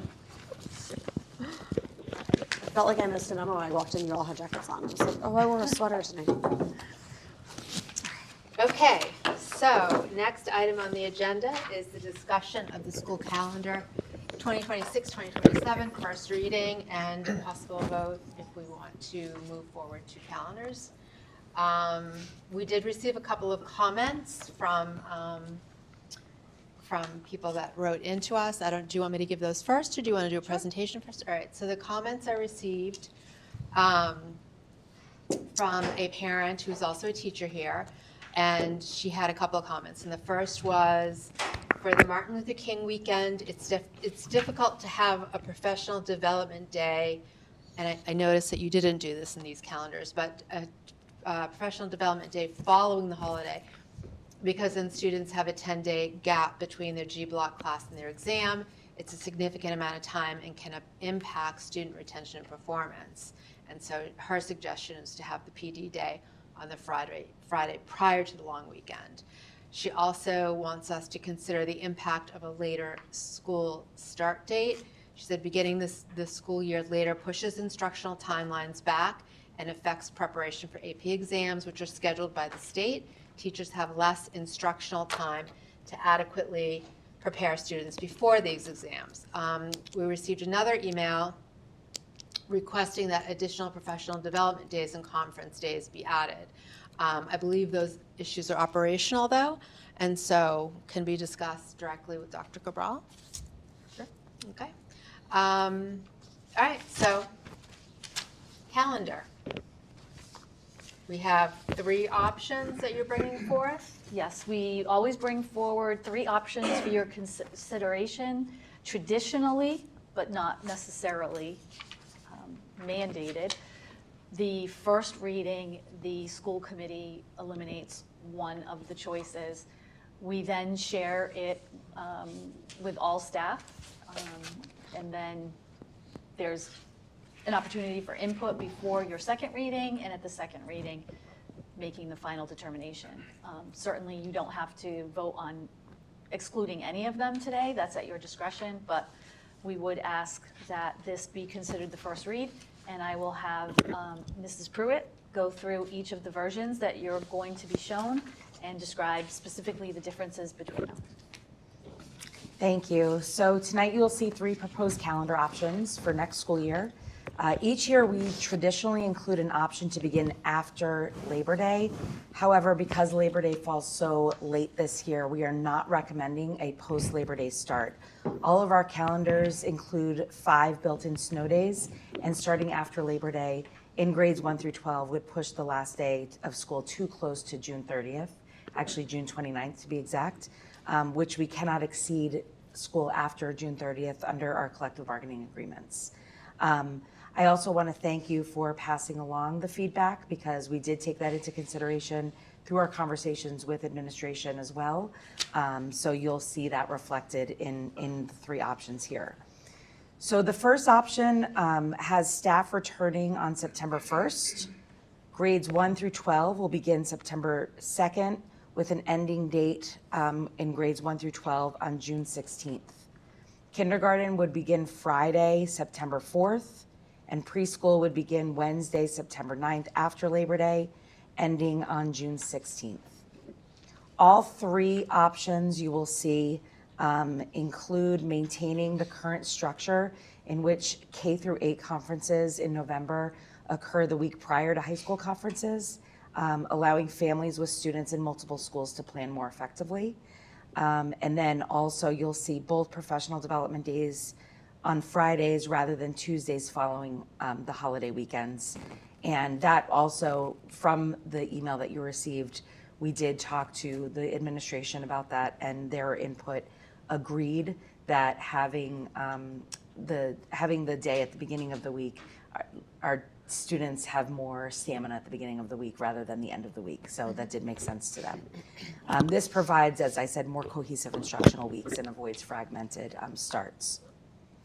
So option 2, staff return on September 2nd, and grades 1 through 12 would begin on September 3rd, ending on June 17th.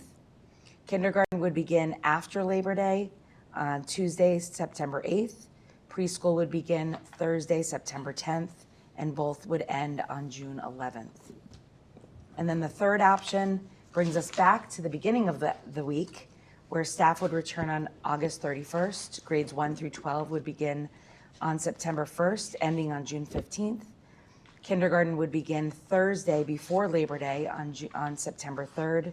Preschool would start the day after Labor Day on Tuesday, September 8th, and both would end on June 9th. So the only real difference between the calendars are the start and the end days? Yes. Yep. We did look at all of the religious holidays. They are later in September this year, so they did not conflict with any of our start dates. Now, I know you usually get recommendations from administration about which ones they prefer. Did you get that? I did. The feedback that was provided to me was the earliest start date is preferred, Committee which members? is option 3. Committee members have questions or comments about this? Lauren's I do. Go ahead, Lauren. So my question is on May 14th.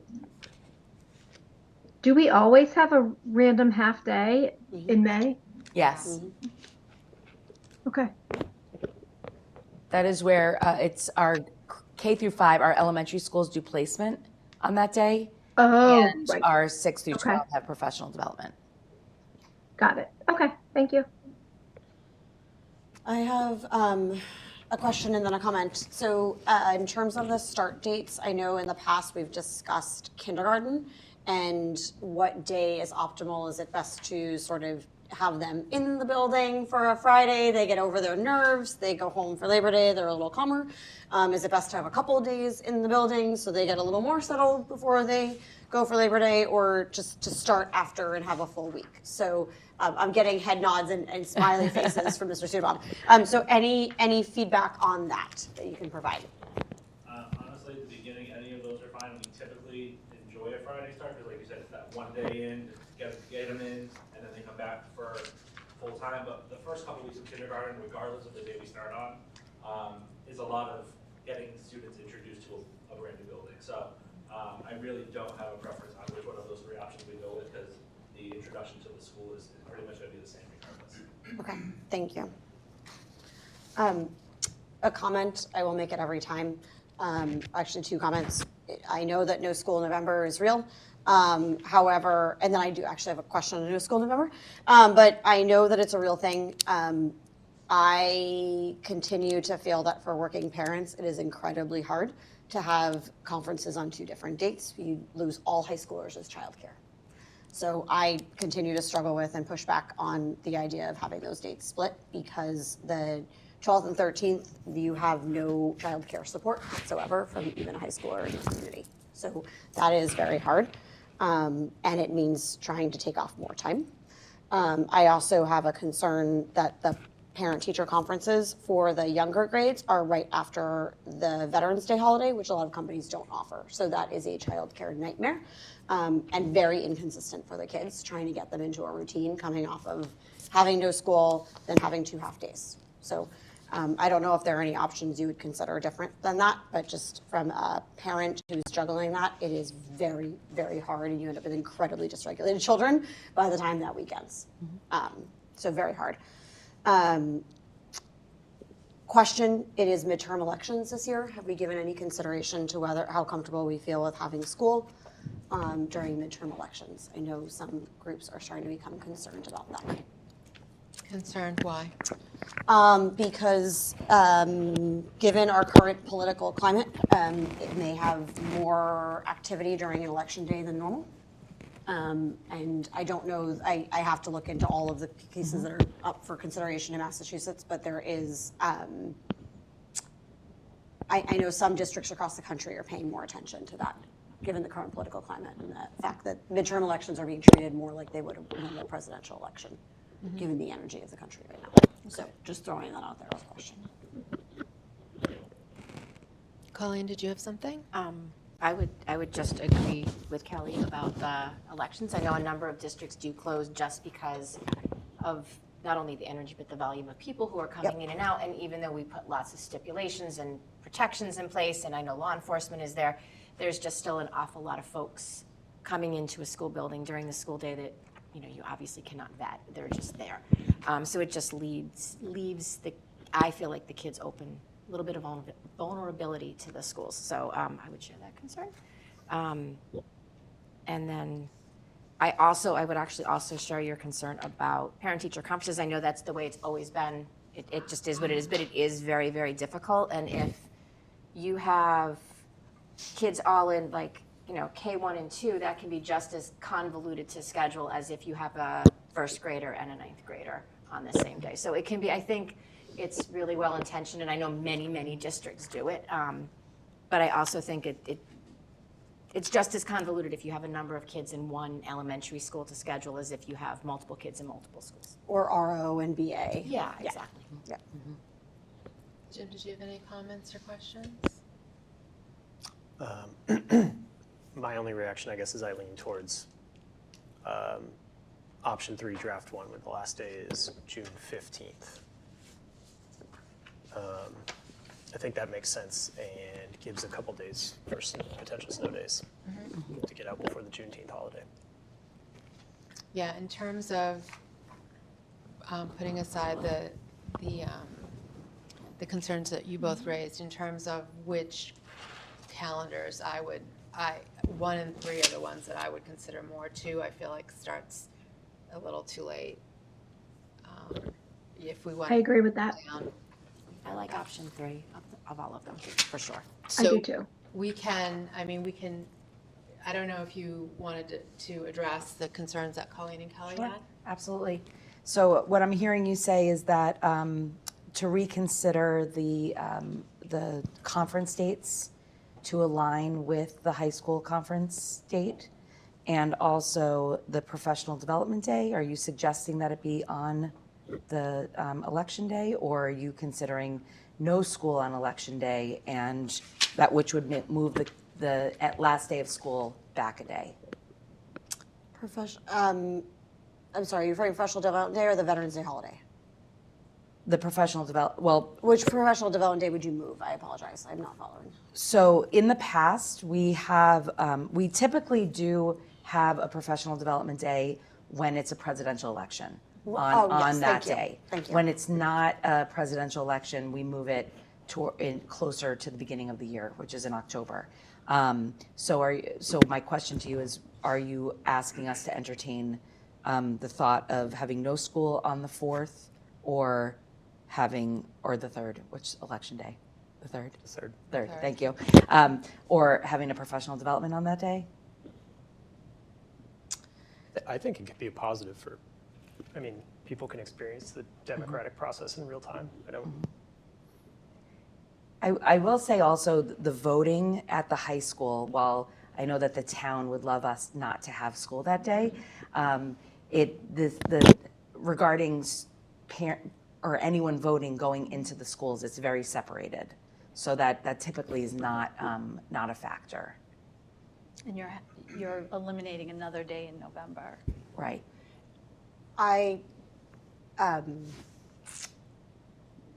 If we are comfortable that we can manage the voting to be entered from the gym doors and not having to go through the building. So when you have a presidential election, you typically have to go in through the atrium, as I recall, and then enter the gym because of the volume. But I believe in non-presidential elections, you enter from the gym side, and you never actually enter the atrium. You don't enter the primary school building. You enter just the gym area, I believe.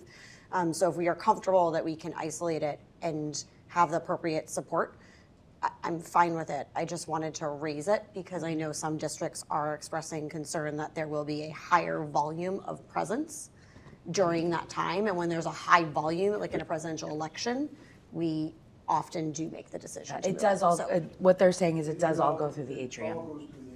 It does all go through the atrium. Okay. Yeah, because they utilize both gyms. Yeah, okay. But there will be there's always a police presence, right? Right.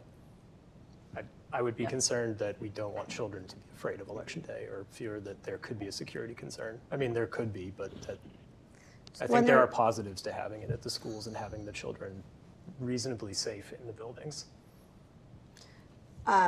It's only the high schoolers that are aware of it, and the rest of the schools are isolated from it. But I think my concern was that we would have the volume activity, and we may want to consider treating it more like a presidential election day.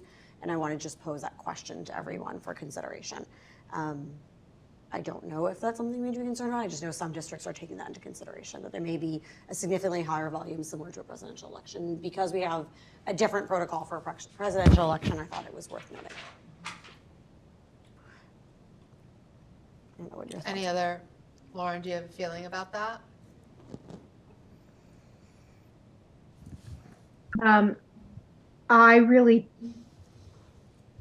I respect what you're saying totally, but I do not have a concern of the election being in the high school. I think it's very separated.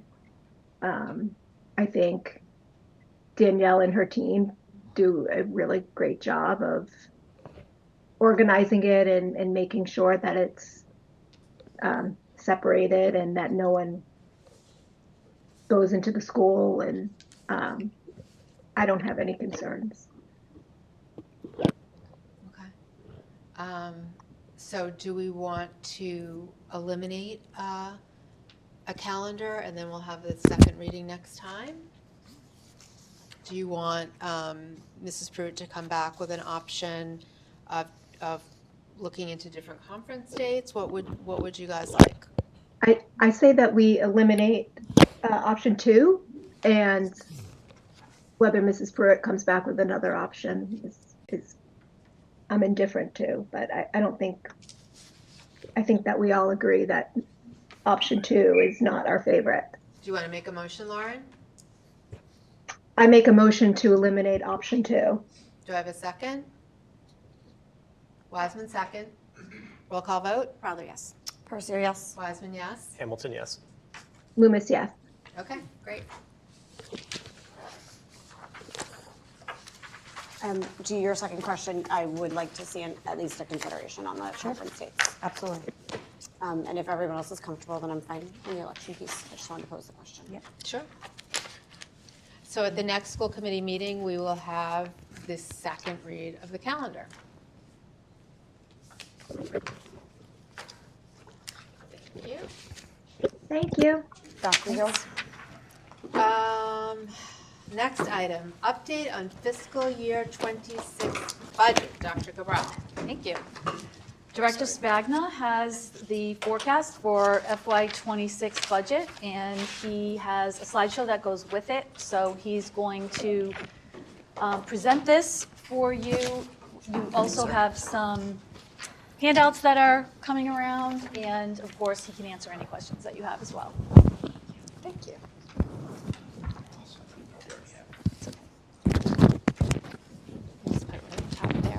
Thank you very much.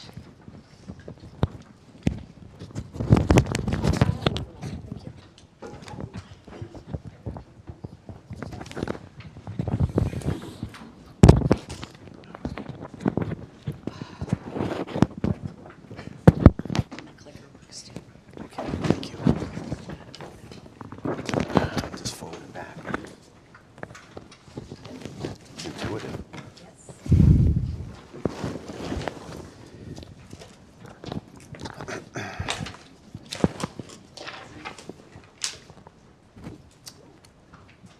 Thank you, everybody. Thank you for the first monthly report that I'll be handing out. I gave you an updated report. There's a slight change from the original report I sent in. There's one line, the copier line, that was projected differently. That's the only change, and some minor formatting was done. So we'll be going off of that new updated report. This presentation is a little bit lengthy, but I felt it was important to kind of dive into the report and talk about how it was created, what's in the report, and how it'll be used going forward. So I felt it would be advantageous to us. This isn't the type of presentation that I would recommend I would do every month to you, okay? Hopefully with this and the understanding of how the report functions, I'll be able to give you an updated report and then give you the narrative around any changes that have happened. But I'm more than happy to change the style of presentation if that's what you'd prefer, okay?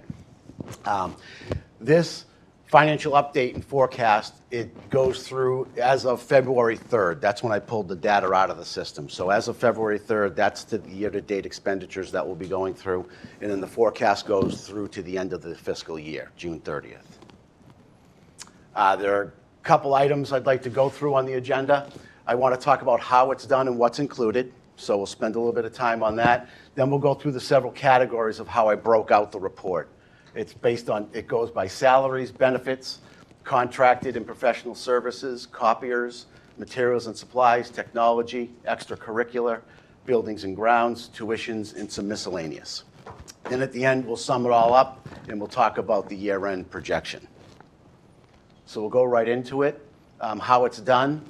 It's important to know that the system that we have right now, SoftWrite, there is no canned report available that gives you a complete forecasted report to the year end. You can get some encumbrances and things in there for salaries once it's set up properly, but nothing will give us the full report. The data has to be extracted from the financial software manually. Just to give you an idea of what that means, this extraction consisted of 147 columns and over 5,000 lines of data. And the headings and titles, they're kind of convoluted, so you have to go in and discover which line represents what. What's a budget line? Excuse me, budget line, what's an expense line? It's very manual, and anything that's manual has a high potential for error. I'll do my best to have no errors, okay? But, you know, we'll see how it goes. And it's very time consuming.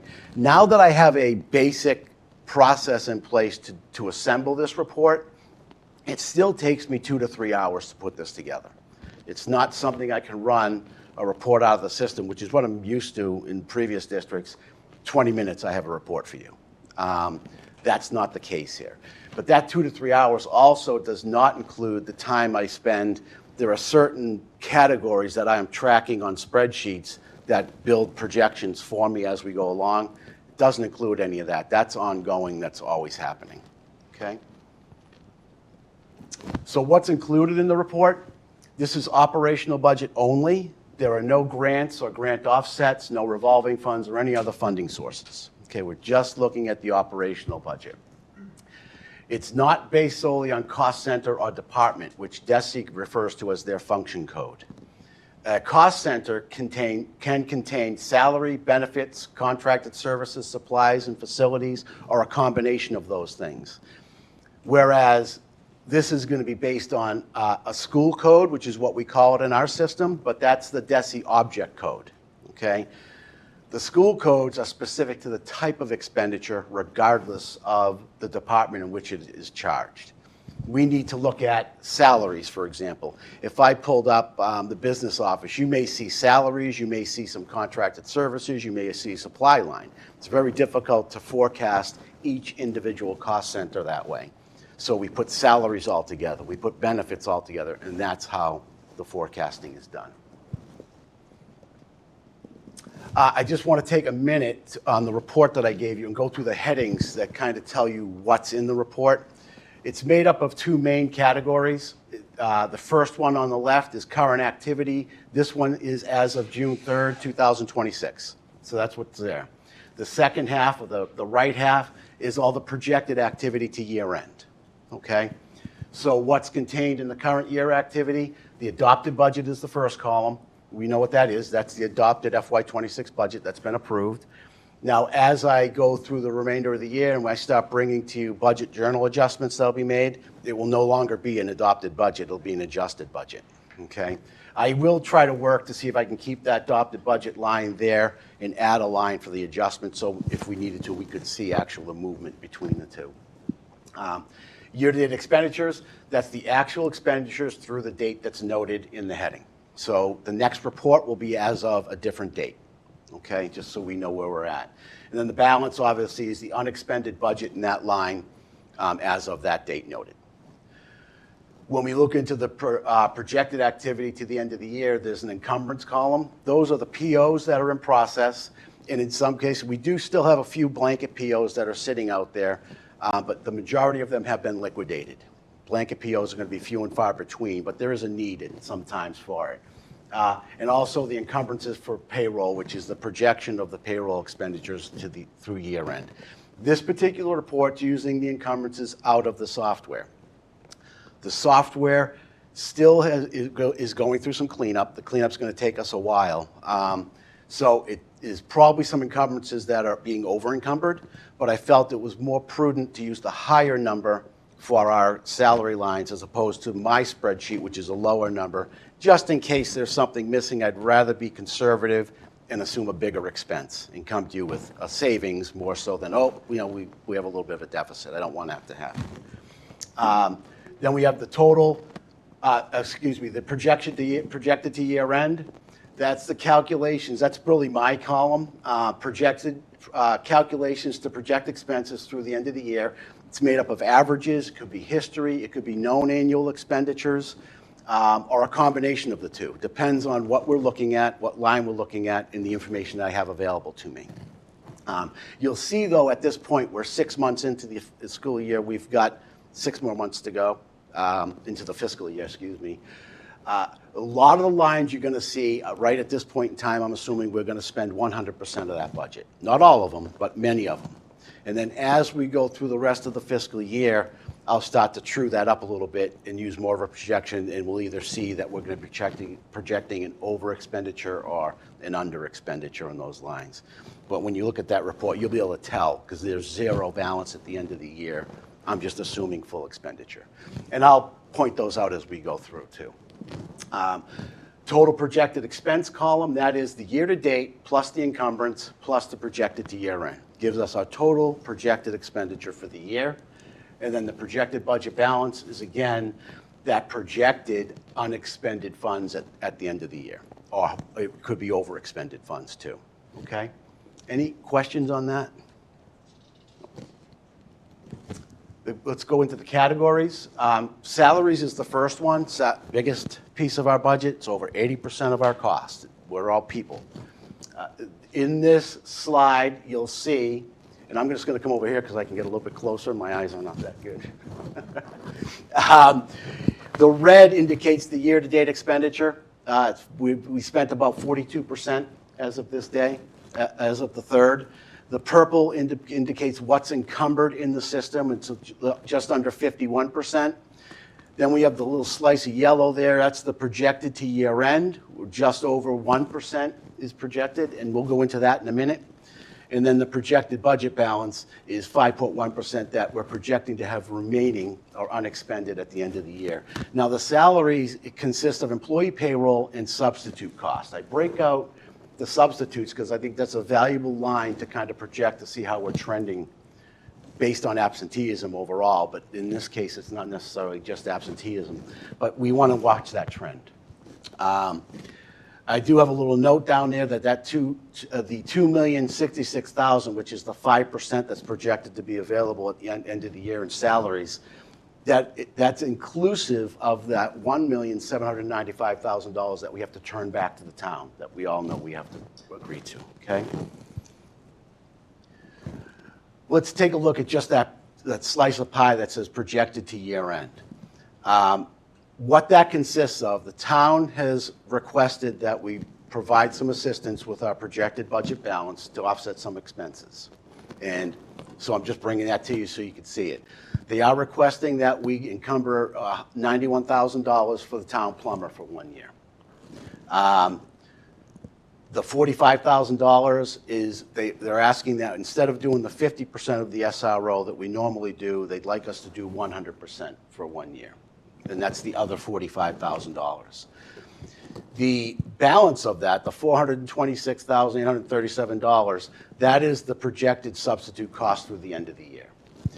How I looked at the substitute in a couple different ways. I looked at the 3-year average of what the subs have cost us over the 3 years. It's just under $581,000. But most notably, I looked at from fiscal 24 to 25, there was a large jump in that 1 year built into that amount of just over $181,000. So I felt it was reasonable to assume at this point in time that we will fully expend our subline. And the total subline is $648,500, okay? That will also change, just so you know. As we go through the fiscal year, I bring the subs down to a daily cost. And once I get that daily cost with some data, I'll project those days out for the remaining days in the year. But we have to build in the last 1 or 2 weeks of the school year because you normally see a spike towards the end of the year for absenteeism. So you'll see that line change. And just as a full disclosure, this will all be different when I come to you next month because everything changes based on the activity that we have. And you'll see even in tuitions, for example, just as of this report, we have other kids that we know are coming in or going out of tuitions. We have transportation changes. I just want to state that up front. The other item I looked at was substitute as a percentage of payroll year over year. That's what we spoke about at our budget subcommittee yesterday. It was interesting because the budgeted amount for substitutes reduced by about 5%, and the actual versus what I'm projecting to be actual, right? And then the overall salaries also reduced. So, but you'll look, 25 was 1.7% of the budget, and 26 is projected to be 0.3 less than that. So it's kind of right in line, okay? So what makes up the projected budget balance of $2,066,456? As we know, we need to turn back $1,795,000 to cover that error that was happened, the budgeting error that happened. The way that we're looking at doing that is we're going to transfer our circuit breaker expenditures and our intended expenditures that were planned to go into circuit breaker into the operating fund. Matter of fact, it's already been done. The current expenses that were in circuit breaker are already in our operating fund. What that'll do is leave a balance in circuit breaker at the end of the year of $1,347,127. Mass General Law, I didn't say Rhode Island this time, says that if we do not expend the previous year's reimbursement in circuit breaker, it automatically, or any portion of it, it automatically turns back to the town's free cash. So that's going to be a big chunk of the 1.795. The remaining $719,000 we're going to use to address the other needs that you'll see throughout this presentation. It'll be a piece of what we use. So I'll just give a brief read to this. While the 1.795 of the projected balance is attributed to FY26 budgeting error, the remaining 271 of that is primarily related to savings in vacant positions, right? So those vacancies, there are services that need to be provided to the kids that aren't being done through the payroll system that we've actually went out to agencies, hired them to provide those services.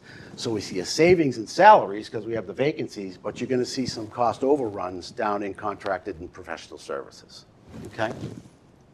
And just a quick blurb there. After these planned transfers, the district must maintain a minimum year-end turnback of $447,873 to meet the required total return to the town of $1,795,000.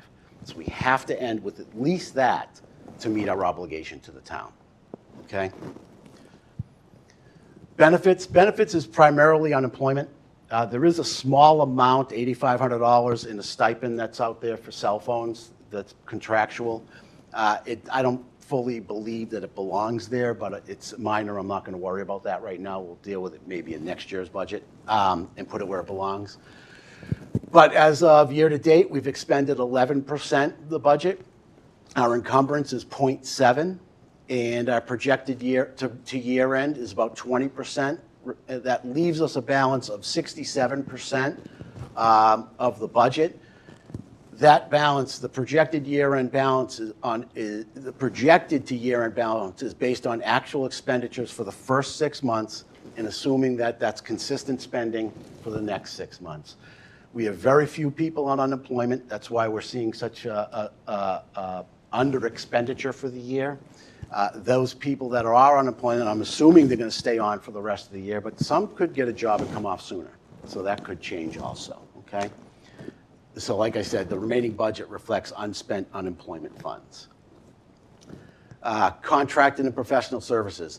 I did a graph this way because I wanted to demonstrate the year-to-date where we are as far as the budget is concerned. The blue is the budget amount, and the orange shows our year-to-date where we are for the different categories. We have nursing, transportation for regular ed and special ed, professional development, legal services, tutoring, therapeutic services, consulting, evaluation, and counseling services, and a little bit of miscellaneous in there. So it's a pretty big category. But if you look, nothing is overexpended at this point in time. We're on track as of February 3rd. Roughly halfway through the year, and we're roughly halfway through expenditures or lower in most cases. Okay? Dr. Spagna, I just want to point out the nursing is contracted services. Thank you. Yeah, it's contracted nursing services, not salary. So salaries are all in one category. And that's also one line that you'll see only 29%, I believe, is spent at this moment. But that line is actually predicted to be over by the end of the year. Yes. We have some agencies that bill us quarterly. Yep. And so it doesn't show up until probably the next presentation. Which is right here. So when we look at how it's projected to year end now, what we're anticipating, there are several lines that are projected to exceed the budget how it's set up right now, and that's roughly $41,000 over expenditure. That's made up of contracted nursing services, right? Most of what you see here, if it relates to the projected overspending is based on student need. We have to provide these supports to the kids regardless of what our budget says. We have to do it. So the contracted nursing services to meet student needs. The projection I use is based on the actual expenditure average for the remaining 5 months of the fiscal year. Okay? Legal services, those are costs associated with current negotiations. It is projected to be overexpended. Right now, it's a very small amount that you see in the report by like $5,000. There's one additional retainer payment to be made. The total expenditures are expected to exceed projections as legal activities continue and will be updated once the retainer threshold is reached and additional invoices are received. So we hit that retainer, I believe it's $80,000. And then they track the expenditure, and once that expenditure hits $100,000, we'll start getting more bills. I won't be able to really project out where that's going to end until those bills start to come in. Maybe we'll get lucky and we won't exceed $100,000, but I think we have a little bit, that'll be a pipe dream right now. It will be higher than what my current report shows, okay? Tutoring, same thing, it's based on student need. I've based it on the actual average for the remaining 5 months, just like I did for the contracted nursing. Consultation, evaluation, and counseling services, again, based on student need. This one includes the current expenditure. My projection is the current expenditure. The system is already encumbered about $33,000 in that line. I'm making the assumption that $33,000 may be enough of encumbrance to take us through the rest of the year. But if not, then again, my report will change because I'll have to do a projection on what we think we're going to go beyond that encumbrance amount. And then there's miscellaneous. Miscellaneous is just a little catch-all, but this is one of the district needs. I also provided you a list that lays out all the district needs for that we have, not the town requests, but what the district is looking for, of $45,000. That is the projected cost of the operational review or the audit that we're talking about that the budget subcommittee is starting to do. That'll be moved out of miscellaneous. Once we have some solid numbers, we know where it's going, I'll make sure I move it to a different account line. So all these exceeded budget balances are being offset by some savings that we're anticipating in transportation for now. We're expecting regular ed, special ed, transportation combined projected to have an unspent balance of $878,000 this year. So when you net the two together, it's a result of $637,118 after covering all the projected overages that we're looking at. So again, that transportation is going to change. We already know that there are transportation costs that are coming that we don't have a number for yet, but there are kids, the movement and the related transportation costs to those kids is going to make this number change, okay? Copiers, I felt this was a good line to keep broken out because this is the first year that we've replaced all those in-classroom printers with these leased copiers. This was the line that I had to do the update for. I originally said we're going to expend everything through year end. I caught myself, I said, no, that's not the case. That isn't going to happen. Copier leases are fixed. It's annually $60,240, and that includes a certain number of clicks or prints. And if you exceed those print costs, then they start charging you overages above and beyond. I'm happy to announce that Livia met with Conica for the first quarter. We had $100 in the quarter for over-click charges, which is fantastic. And there's also, they found some areas where we can tighten up a little bit of the copiers, so we shouldn't even see those overages going forward. Now, there could be, at the end of the year, a mass printing for next year, I guess. I mean, I've seen it happen before, but right now, I feel pretty good that we can say we're going to stay within the contract for the lease. Then there's another line under that, that's the supplies and materials projections. That's the area where we're going to see the savings, because now there's a lot that's included in this lease. So the calculation for the projection is using the current spending average applied to the remaining 5 months. We've gone through 5, we use the same number, do a projection, and we say we're going to continue to do the same thing to year end. Materials and supplies, this also is a fairly larger category. We have instructional supplies, library supplies, instructional equipment, textbooks, and non-instructional supplies. Same thing, I wanted to show the grid on the left for the expenditures to date. We're pretty much in good standing as of February 3rd. We haven't overexpended any of the lines. But on the right, we take a look at what happens when we project out what's going to happen. Year to date, we have just under $371,000 expended. We've got just under $52,000 encumbered. And projected to year end, we're projecting just over $385,000. But if you look at the projected budget balance, we're over by $5,059. The reason that the report does assume, this is one of those categories where I'm saying we're just going to expend the full budget by year end at this point in time. The projected over expenditure of $559, that's a district need. It's attributed to the request for replacement of chairs at the Oliver Ames High School, okay, if approved. Technology is made up of software and hardware. I know it says networking and telecommunications, but essentially that's the hardware piece of it. Same idea, we have not overexpended as of February 3rd, so we're in good shape. But obviously, there's a big red line for when we project it out. Year to date, we're just over $204,000 expended. We've got a little over $25,000 encumbered. We're projecting to year end $562,000. It's showing that we're going to be overexpended by $402,000. But that also is made up of the projected need that you have in front of you. Software, $300,000 of it is for our implementation of the new financial software that we want to do. That's just the initial starting cost for town and school to get the implementation up and running and going. The balance of that process has already been appropriated by the town, and it's set aside for us. It'll be paid that way.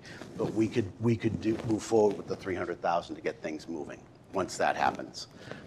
The other piece, the hardware, $102,662 is for the related technology equipment needs that are before you that Livia is requesting. We have to replace some of the aging and outdated equipment before it kind of shuts down on us, okay? Extracurricular is made up of athletics and music. And it's not the salaries, it's just supplies and materials and some transportation. Athletics, supplies, and services, again, we're under 50% right now, I think it says 38%. And then music, we're about 44%.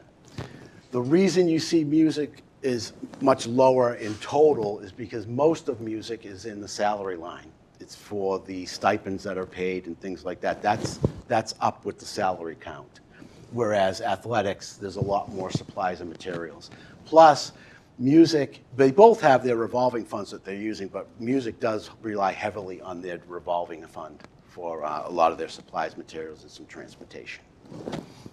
In this one projected out, again, we're just noting that we're going to use all of the funds available. We shouldn't end in a over expenditure at any point in time. Buildings and grounds, made up of several categories. It's custodial supplies and services, heating, utilities, management of grounds, management of buildings, and some equipment needs. Where, again, just like everything else, as of February 3rd, we're pretty much 50% or lower, a little high in one area, so we're looking good there. If you project that out, again, you're going to see year to date, we're at $738,000, just under $739. we've encumbered $242,000. We're projecting just over $1.2 million in expenditures, giving us a projected budget balance over expenditure of $563,000. That is all related to the facility needs, and that includes that facility assessment that was just approved this evening, okay? Again, this also does assume that those lines, we're going to fully expend the budget for each of those lines. Utilities and gas and those things, that will start to true up as we get closer to the end of the year. We just don't know where that's going to be yet. Those are one of the things I'm tracking in the separate sheets, okay? Tuitions. This one's interesting. You're going to see other state mass tuitions, very small amount. We're right in line there. On the bottom, you'll see special ed collaboratives. We're under 50% there as of February 3rd. But if you look at the special ed placements, we're expended 113%. We're already over budget there. That is a result of taking the activity, because the circuit breaker was mainly tuitions that we were funding, taking that activity and bringing it into the operating account. Once we did that, it brought that line over. And then even moving forward, when you look at the projection, we have an over expenditure of $930,304 that we're expected to be over expended in total. It's attributable to the movement of the circuit breaker expense into the operating fund. This also includes another district need of the prepayment of $500,000. We have to do that prepayment because that's built into our FY27 budget. That's one of the ways we're able to bring that budget down by $1.5 million. Prepay those $500,000 of expenses, of tuition costs.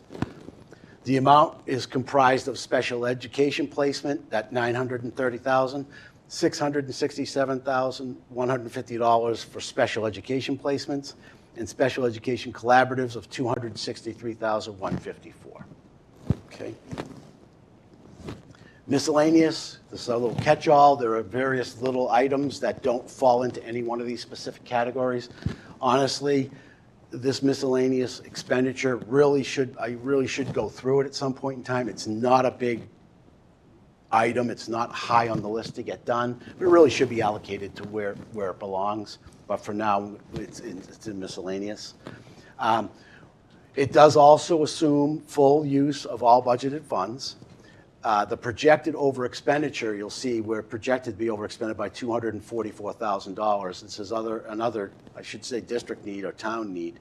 It's attributed to the town's request that the security project, the increase to the debt service is what the 244 represents. They're asking that we utilize any of our projected budget balance to handle the increase without having the town go out to bond and increase the debt service. So, plan to meet the FY26 term back. The district's committed to returning $1,795,000 to the town. This will be accomplished, like I said before, by taking the expenses and the intended expenditures that were going into circuit breaker and moving that into the operating fund, resulting in that $1.3 million turn back to the town right to their free cash. That'll just happen automatically. The remaining $447,837 represents the minimum required year-end turn back needed to meet the town's total return. Basically, just to give you a little blurb, as we're looking towards the year end, the district is currently projecting a year-end balance of $958,142. From that amount, we must meet the required turn back to the town of the $447,873 to fulfill the district's requirement. After accounting for that obligation, the district is projected to have a remaining budget balance of approximately $510,000, which that is really within that expected range of operational turnback. It's not excessive. It meets probably what we've done in the past. Might be a little higher in one year, a little lower than other years. These projections reflect current spending trends and planned transfers and are expected to change as actual financial activity occurs during the remainder of the year. I can't stress that enough. You will see changes every month. I bring the report forward until we get closer to that year end. But we're just going to monitor it to make sure we end in a positive light and not in the opposite. And we'll continue to monitor the expenditure, update the committee as we move forward. Thank you. But I do want to end with a shout out, because this report and the changes we've made in the department couldn't have happened without collaboration with leadership, couldn't have happened without the support of the staff that we have in the business office and the support at central admin, plus the cooperation of all the employees, because some changes have been made. And some of those changes aren't convenient, but they're necessary. And everybody's been very cooperative, very supportive. And, you know, thank God, because it would have taken longer, would have been a nightmare. We have a lot more changes to be made. There's a lot more cleanup to be done. But again, it's a group effort, and without the effort, it couldn't be done. So I'd be happy to try to answer any questions if you have any. Questions? That's a good sign. Oh, Jim. I do just have a comment first. I really appreciate this. I think it's a good step. Good. One thing I usually talk about is the budget subcommittee. Say, for example, that $102,000 for switches from technology. Yes. It would be interesting. I've had some time to think about it, seeing it again. It would be interesting to think about if we can get to the point of, or even with the FCA, like the physical buildings and systems, they cost X, $100,000 for switches last 5 years. Right. Yeah. Can we get to the point where we start proactively putting $20,000 a year, Yeah. 5 years, into a revolving account or something, so when that comes up, it's not a surprising $100,000. It's we've been chipping away at this over a period of time. And again, that might be more collaboration from all of central Sure. office, not something for this report. But, Yep. even if we can't do it, it might be nice to say anything over $100,000 or $150,000. Can we try to keep an eye on those types of things? And I think, and we're required, the town would be required to approve that revolving fund, I believe, correct? They would be. So I think that's a great idea. I mean, it's almost like having somewhat of a capital plan. It's not really capital, but. And I think it comes with these types of Yep. reports and Sure. setting that baseline. So it's something I think we can strive for. Our director of technology in the past has always had a replacement plan. And this is something that we had to put an end to due to reduce significantly due to what the budget outlook was in the prior years. However, it is still in place. This is going to be a catch-up, and then that plan will start back again.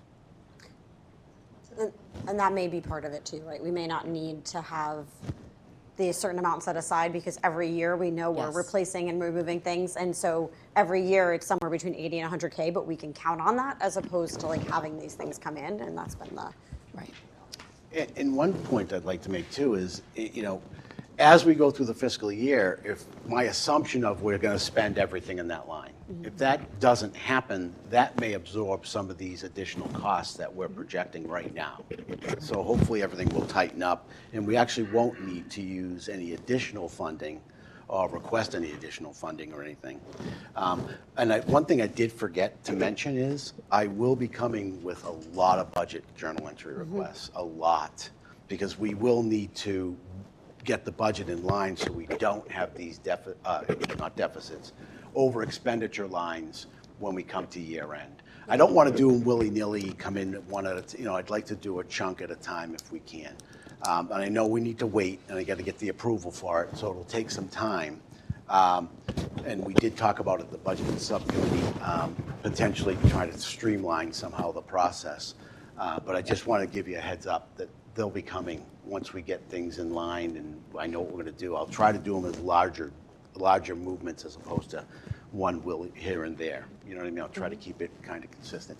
It doesn't make sense right now to make adjustment for the special ed placements just for that one line, because we know we have the funding. So I think we're okay, but once it starts to move forward, I'll bring them to you. Okay. Other questions?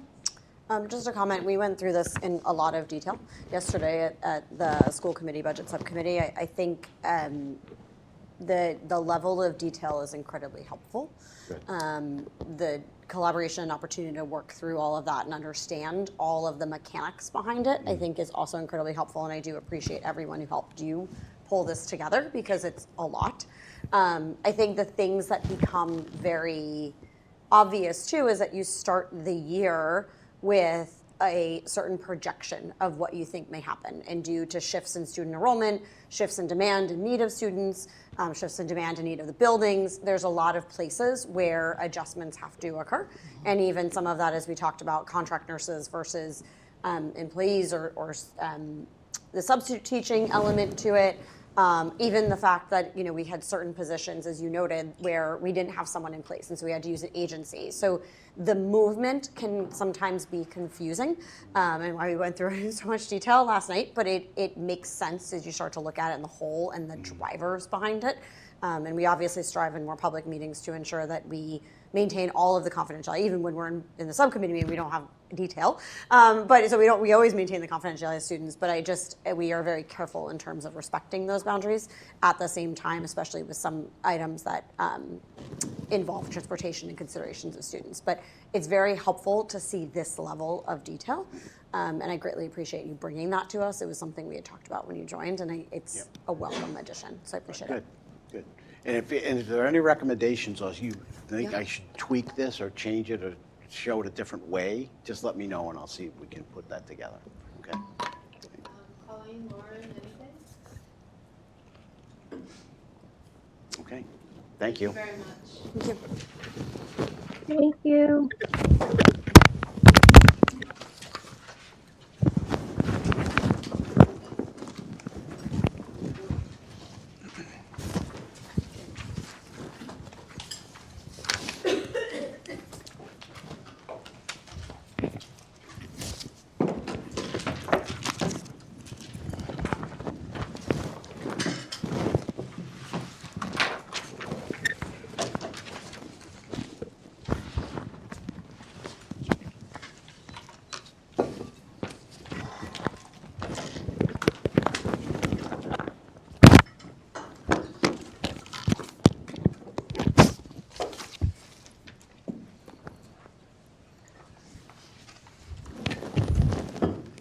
Next item on the agenda is discussion of school committee protocols and votes, possible vote. I know we talked about this, seems like a long time ago.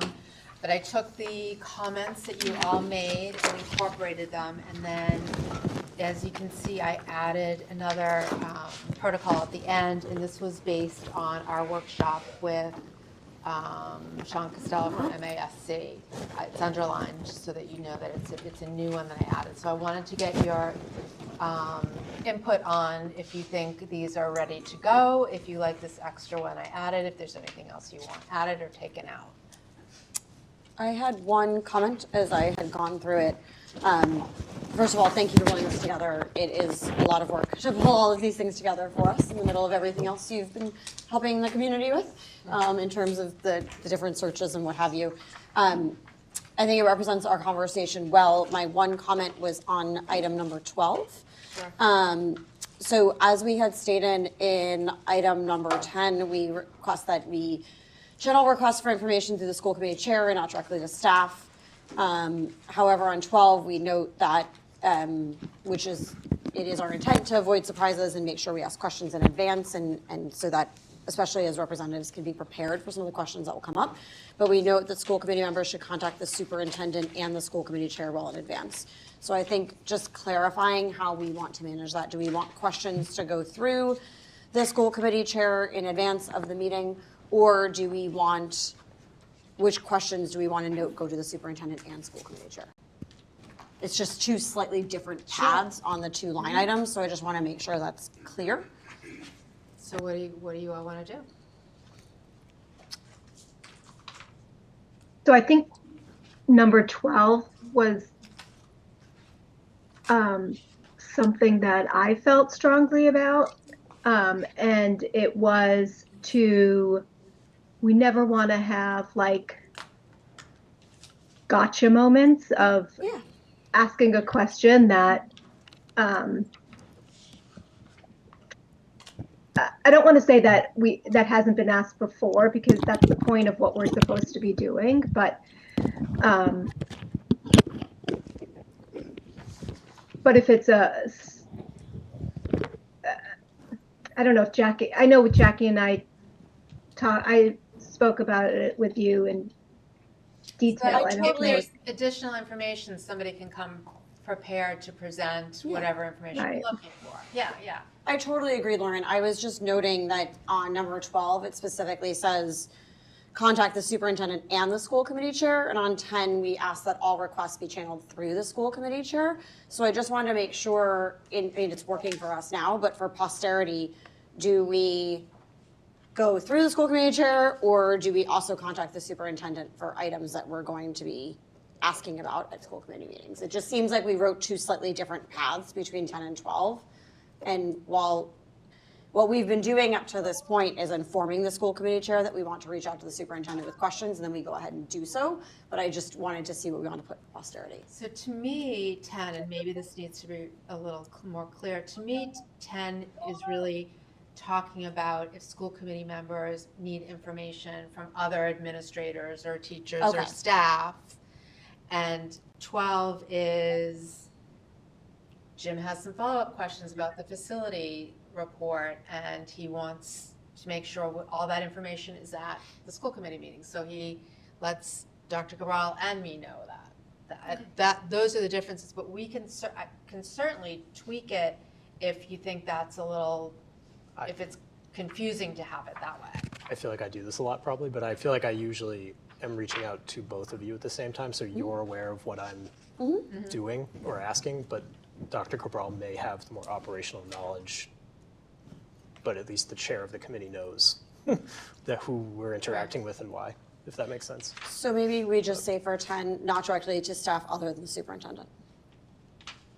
So channel requests for information through the school committee chair and not directly through staff. Say that again? Other than the superintendent. Okay. Like, just to clarify. And my own other comment on clarifying 10, because I asked this question when I joined, it might just be worth noting that it's for school committee related information. I remember my first time as a parent having a question for an administrator and being like, oh my gosh, now what do I do? And I called the other chair and said, can I call? Like, what do I do? So it might just be worth noting that piece of it, that you have these, as we learned in our MSc presentation, you have your parent moment. I'm calling as a parent who has a question about something in the building that my child's in, versus I'm calling as a school committee member with a comment or question. So channel requests for information through the school committee chair, not directly to the staff other than the superintendent. And I can say something like C item 12. Yep. And then you want me to put, so what was the other thing you I wanted was to just add? noting that we might want to clarify that it's, maybe it's self-evident to everyone but me and my parent moment, but channel requests for information related to the school committee. When you're a parent who has to contact an administrator in the building or ask about a bus issue and has to contact facilities, like you're trying to separate your parent and school committee hat. Could we say something like this doesn't infringe on your ability to, like normal parent, yeah. I don't know however how, we I don't know say how that, to put you get what I'm trying to say, but literally and it again, I think about these things in posterity. I think the reason we're capturing this is because they're working, and we want to make sure that we keep capturing that.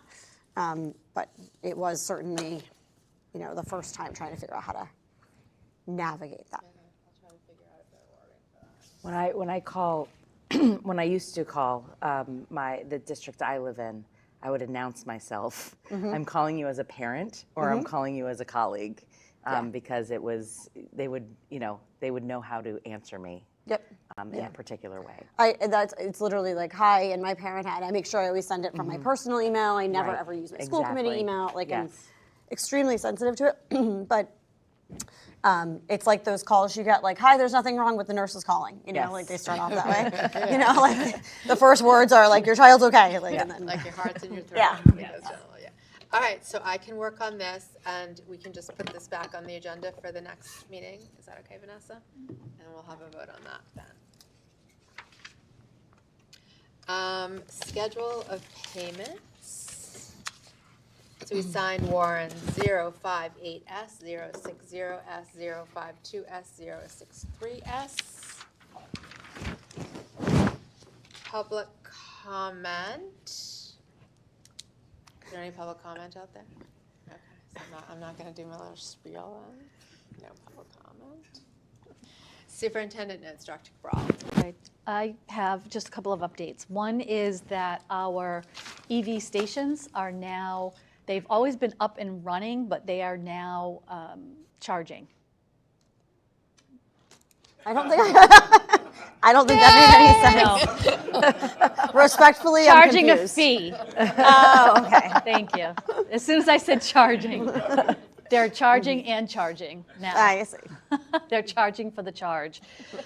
It was basically, so it took a while to actually set them up within the system, and we had to go through the town to get them set up for billing or charging people to use it.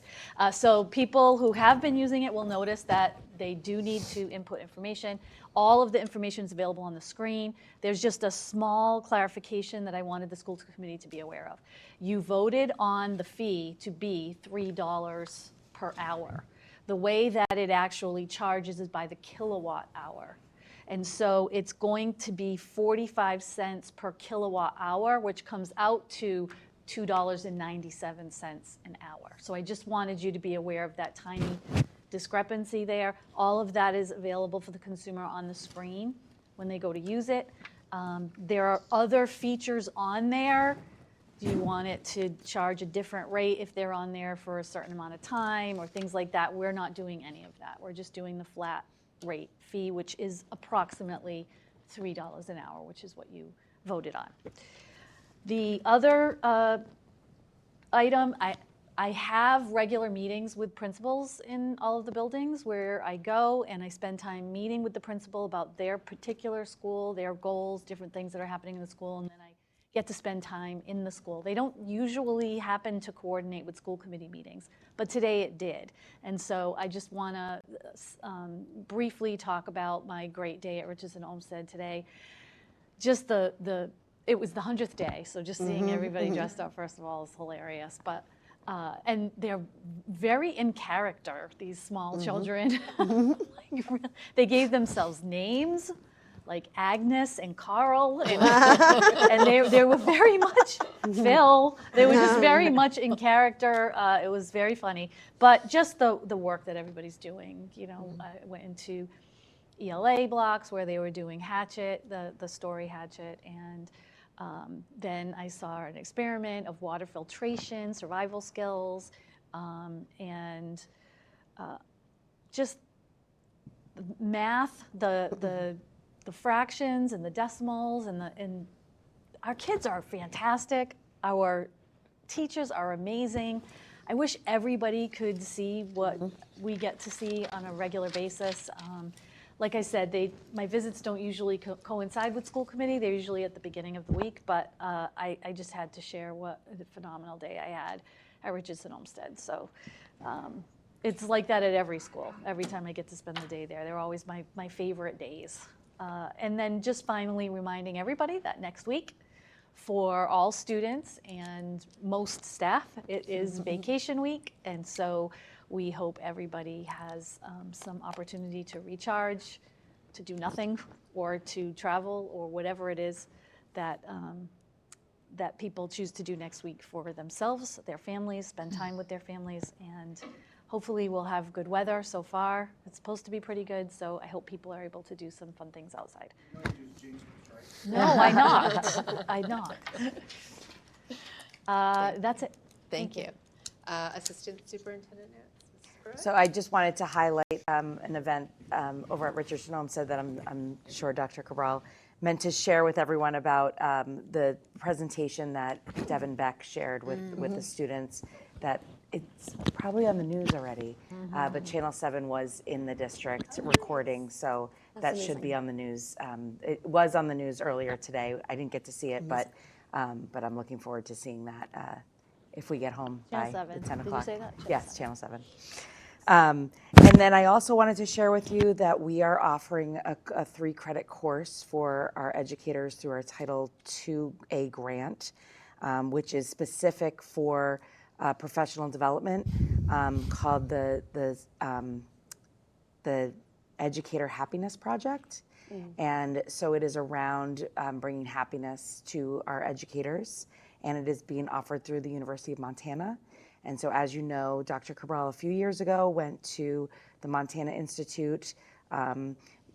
Director Davidson and some staff members went the year after, and listen to me, Director DiNapoli and I went this past summer to the Montana Institute, and we were able to make that connection with the University of Montana, and they're having a 3-credit course being offered to our staff, and we have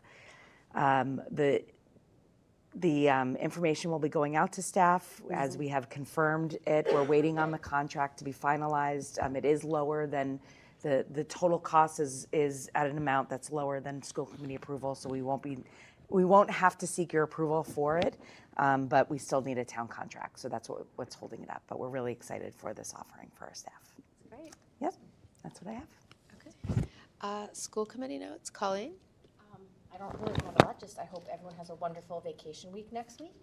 And the Human Rights Committee is actually working right now on the holiday calendar that they typically give to the school, so that's kind of under construction or in progress right now. Kelly? Thank you. Same on the school vacation week, and I want to acknowledge on last Friday, I went to the Blanche Ames Valentine's Bash. I don't know what I would call that. I found it to be complete and total chaos for a Friday night.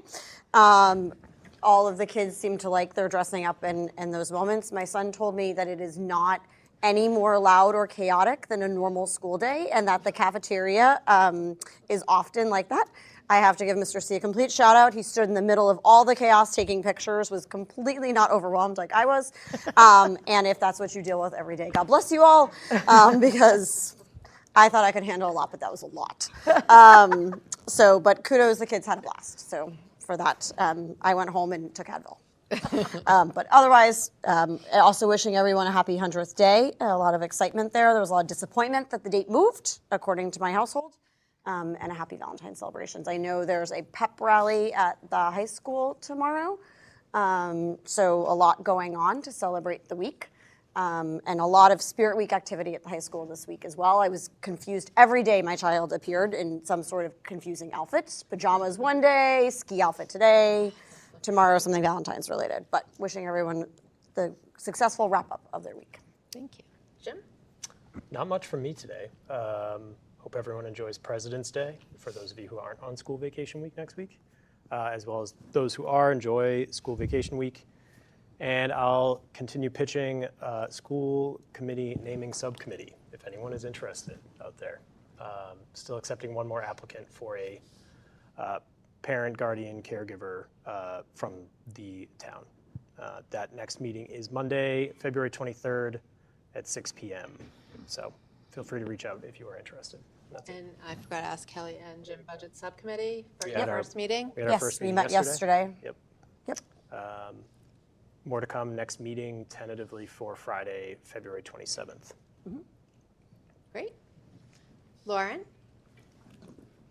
I just want to thank everyone that was on the superintendent search advisory committee. That was such a huge project in a very short amount of time, and you guys knocked it out of the park and did an amazing job. And so I just wanted to say thank you. And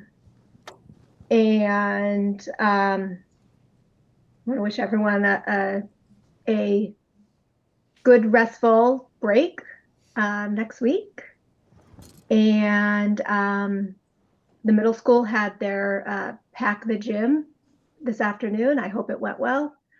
And that's it. That's all I got.